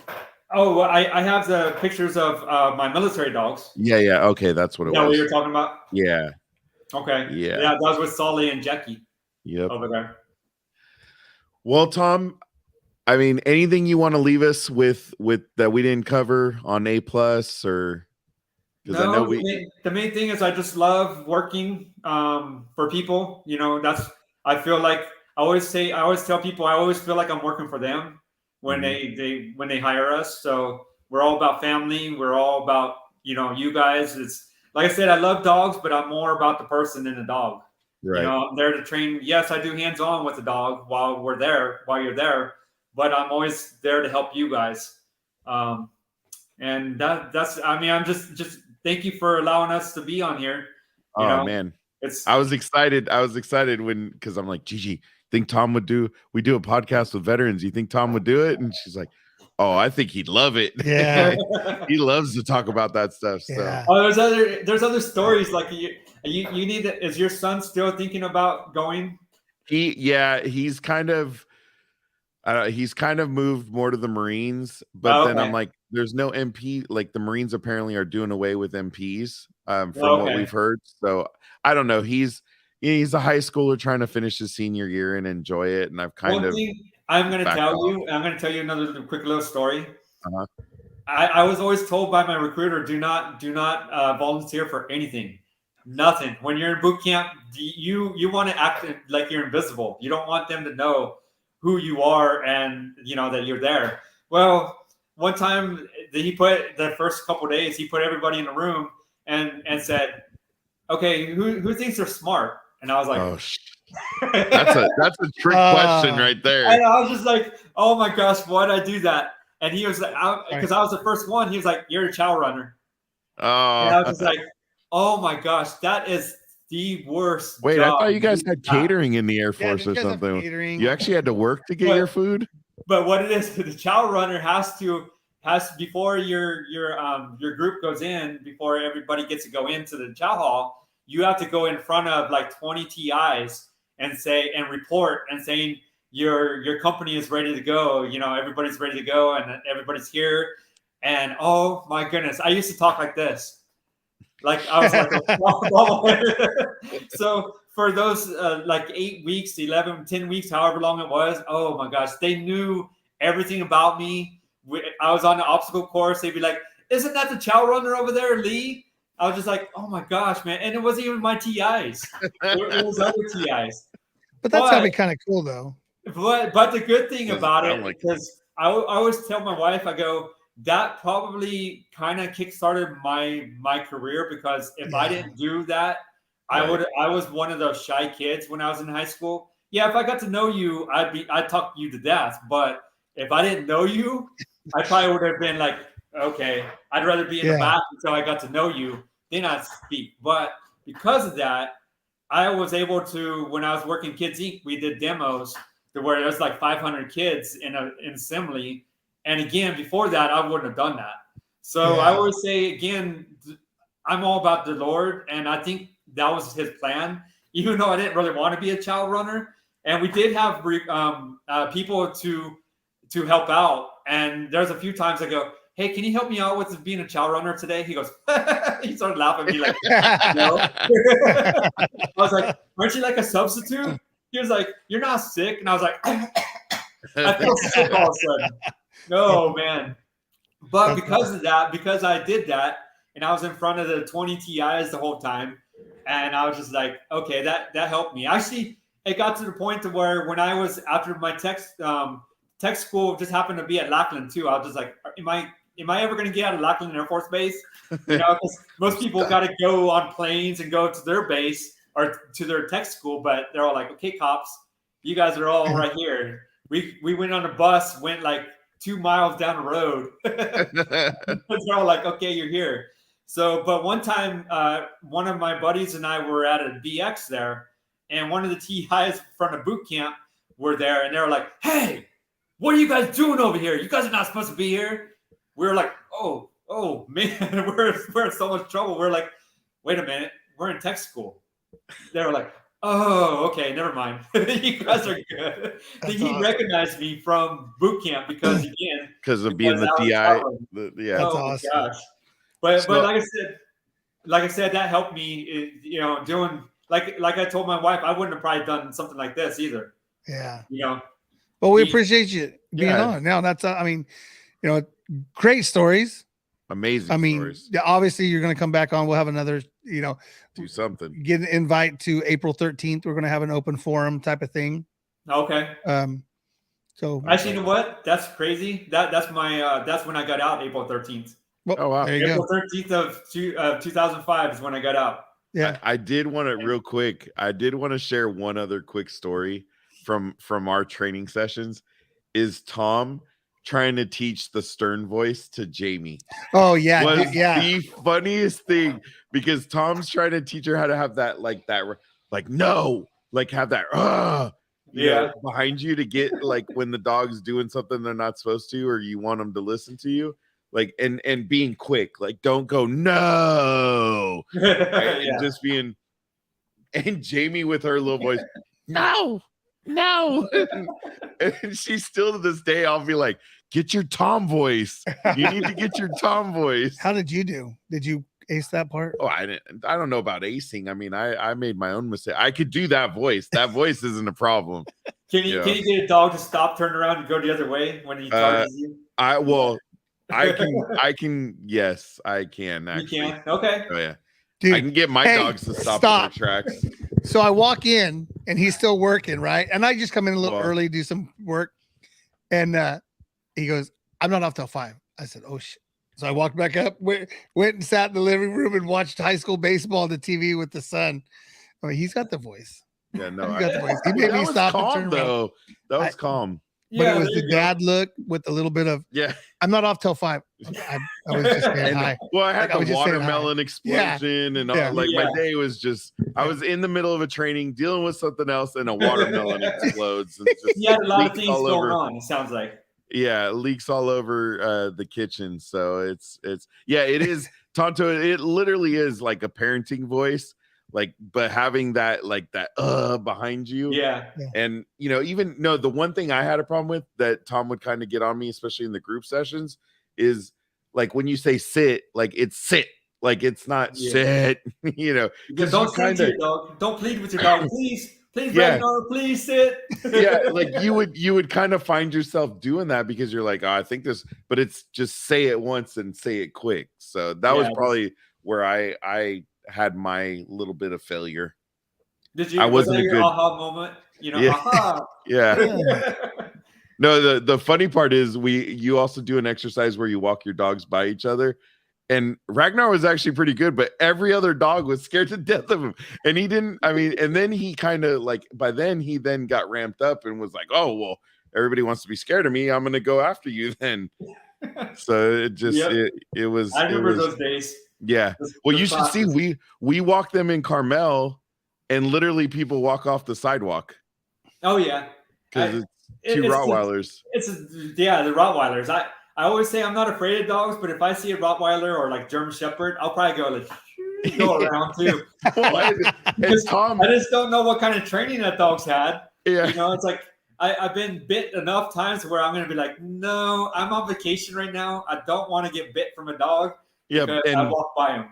Barring a few other dogs, they have the highest bite pressure, you know, of barring like the Borbals and some of the other dogs. But he also, so Stan State, we're doing a pack walk, and there was a dog, and unfortunately, I think she had a Malinois, right? Where the Malinois and the owner got attacked by so they hung way back because both the owner and the dog were a little skittish with other dogs. Wow. And then so everybody like kind of stops, and I think somebody asked Tom, and we're walking up, and he's like telling the story. He's like, both the dog and the owner got attacked by a Rottweiler. I'm like, of course. Wow. It had to be a Rottweiler, right? It had to be as dogs. We're walking up. Brutal dogs. Yeah. It was. It's a bad rap. It's like, oh man, there goes that rap, you know? Yep. So, well, Tom, we so appreciate you. Appreciate Gigi. Thank you for the hard work. You know, she put into helping make this happen as well. A+ dog training. I know I can speak for myself and my wife and who we call paparazzi on the show. That you know, you helped us with Ragnar. Lagatha, I think she's a lost case. No, we're actually talking about trying to get on the wait list and get Lagatha a little more. There you go. You're doing it just in time. It's only like 2 or 3 months now. Okay. I think Hank's going to go. I think Hank's going. So when we do this, we'll make sure. I definitely want to put up something. You know, obviously we want to put up A+ dog training and how to get a hold of you if you're in the Turlock Modesto area, right? You do Modesto. Yeah. Okay. Yeah, so kind of the Central Valley of California, the Valley of California. It's Our area, not Modesto, too far Turlock. because gas prices are crazy. Yeah. Well, you just got to charge that gas, that extra fee for gas. Surplus. Yeah. There you go. But if you're in need of a dog trainer in the Modesto, Turlock area, hit up Tom, hit up A+ Dog Training. Amazing people. And again, if you're in the Turlock area, every first Saturday of the month, right now it's at 10 a.m. Yep. Follow their Facebook, which we put up. We'll actually post in all the comments of the video. We'll post about MWDTSA. We'll post your website. We'll post your Facebook, so people know where to find you. Amazing stories, Tom. Yeah, for sure. I mean, not enough time, and we'll do a part 2. There'll be a part 2 for sure. I was gonna say I even have more. You know. Yeah. As we're talking, I'm like, I have more I could think of. But yeah. Well, we'll have to see. Maybe we get some of the pack walk people. You know, if we have any veterans, if you know of any veterans in our pack walk, be kind of cool to have a little show of we'll dedicate a whole and you know, yeah, with you that would be cool. It would be. So we got to find out if any of the pack walk people are veterans. Which there are. I do have some clients that are veterans. Okay, but that would be fun to do that as well. So yeah, okay. But Tom, we appreciate you. We thank you. Go check out his page. Go support him. He's also, like I said, he's giving money to another organization that helps active duty and the dogs as well. Excuse me. Thank you, Eric. So please go out and support. And for tonight, if you want to hang out in the green room, we'll be back with you as we end the show. All right. Well, thank you very much. Appreciate for letting me talk to you guys. So we appreciate you. It's been great. I guess I'll see you in like a week here or so. Yeah, about a week and a couple of days, huh? April 1st. Yep. And it's no April 1st. No April Fools. April Fools. There you go. I couldn't remember what it's called. We're gonna show up with chihuahuas. Okay. That's gonna be I'm gonna put it out there. What? Hank might show up. Dude, you got to come with us. Hank the flying dog. I got some videos on TikTok during COVID. Like, he's a cool dog. He just doesn't like you. Thanks, Tom. Appreciate you, man, so much. Gigi, thank you. Mike. Yes. Yeah, nice to meet everybody that was here. Absolutely. For sure. Like Craig, Tonto, Taylor, all we got a good group. Yeah. We love everybody out there. So yeah, we love you. Hang out, Tom, and we'll be back with you. Okay, sounds good. All righty. Buddy boy. Nice job. That was awesome. Dude, Tom's just great to talk to every time. Yeah, personable. I mean, obviously, great stories. And it's hard because even with the pack walk, I mean, there's like 20. I mean, I think I've heard like 40 something, almost pushing 50 dogs during the nicer month when it's in between those months where it's not blazing hot or freezing cold. Which as of late, I don't know that we have anything. I got a sweater that I can put on Hank. You got a sweater that you can put on Hank? And then we're mean. We just throw our dogs out there in the wild. Well, it is what it is. It is what it is. You got us a watermelon. Here, Tonto, I'll tell you real quick. I was doing a training for the new job. I had another friend over that I was helping with another task. All of a sudden I hear sound of water gushing, and turn around to look at my sink, and there's no water coming out of my sink. I'm like, where's this water coming from? Go and look, and there is water flowing down my counter because somehow a watermelon my wife bought like 2 or 3 days ago literally exploded on the counter and was just gushing out everything. So no clue how it happened. The dogs weren't even near it. Nothing else was near it. That was the watermelon story. So kind of crazy. Dang it. Alright. Anything else, buddy? Did you see that I dropped that? Dropped what? Did you see that I dropped that watermelon there on the back? Yes, that was hilarious. Absolutely. Glad you have such a great sense of humor, buddy. Hey, nice job today. Thank you, sir. Always getting good. Put me in a much better mood because I didn't start I didn't start out. We never do. It just is what it is. Tonto, it stunk. So I think something was wrong with it when my wife bought it because it was disgusting. Yeah. It smelled disgusting. Sorry. It smelled disgusting. It smelled disgusting. It smelled. Hey, we want to thank all our sponsors. We do.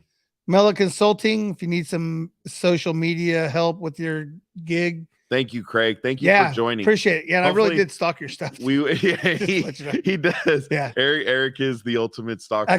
Actually, he did stalk it, and then it went into his wife's page, and then like we have a mutual friend, Scott Thatcher. So, anyways, he's friends with Scott Thatcher. Well, it's his wife, but I'm assuming he knows her too. Wow, they went to school. Man, Craig, don't be mad at me if you're at Pack Walk. Come introduce yourself. I'm the guy with 2 Rottweilers, big guy. My wife, we have the 2 Rottweilers. No, I promise you. I don't think they go to Safeway. I don't think they shop at Safeway. Do you shop at Safeway? Do you use my credit card or do you use my No, I don't know anything about that. 209. I don't know anything about that. I don't know anything about that company. Oh, I said say. Oh, shit. I don't know anything about that company. I don't know anything about that. All right, Eric. Deuces. Eric, deuces.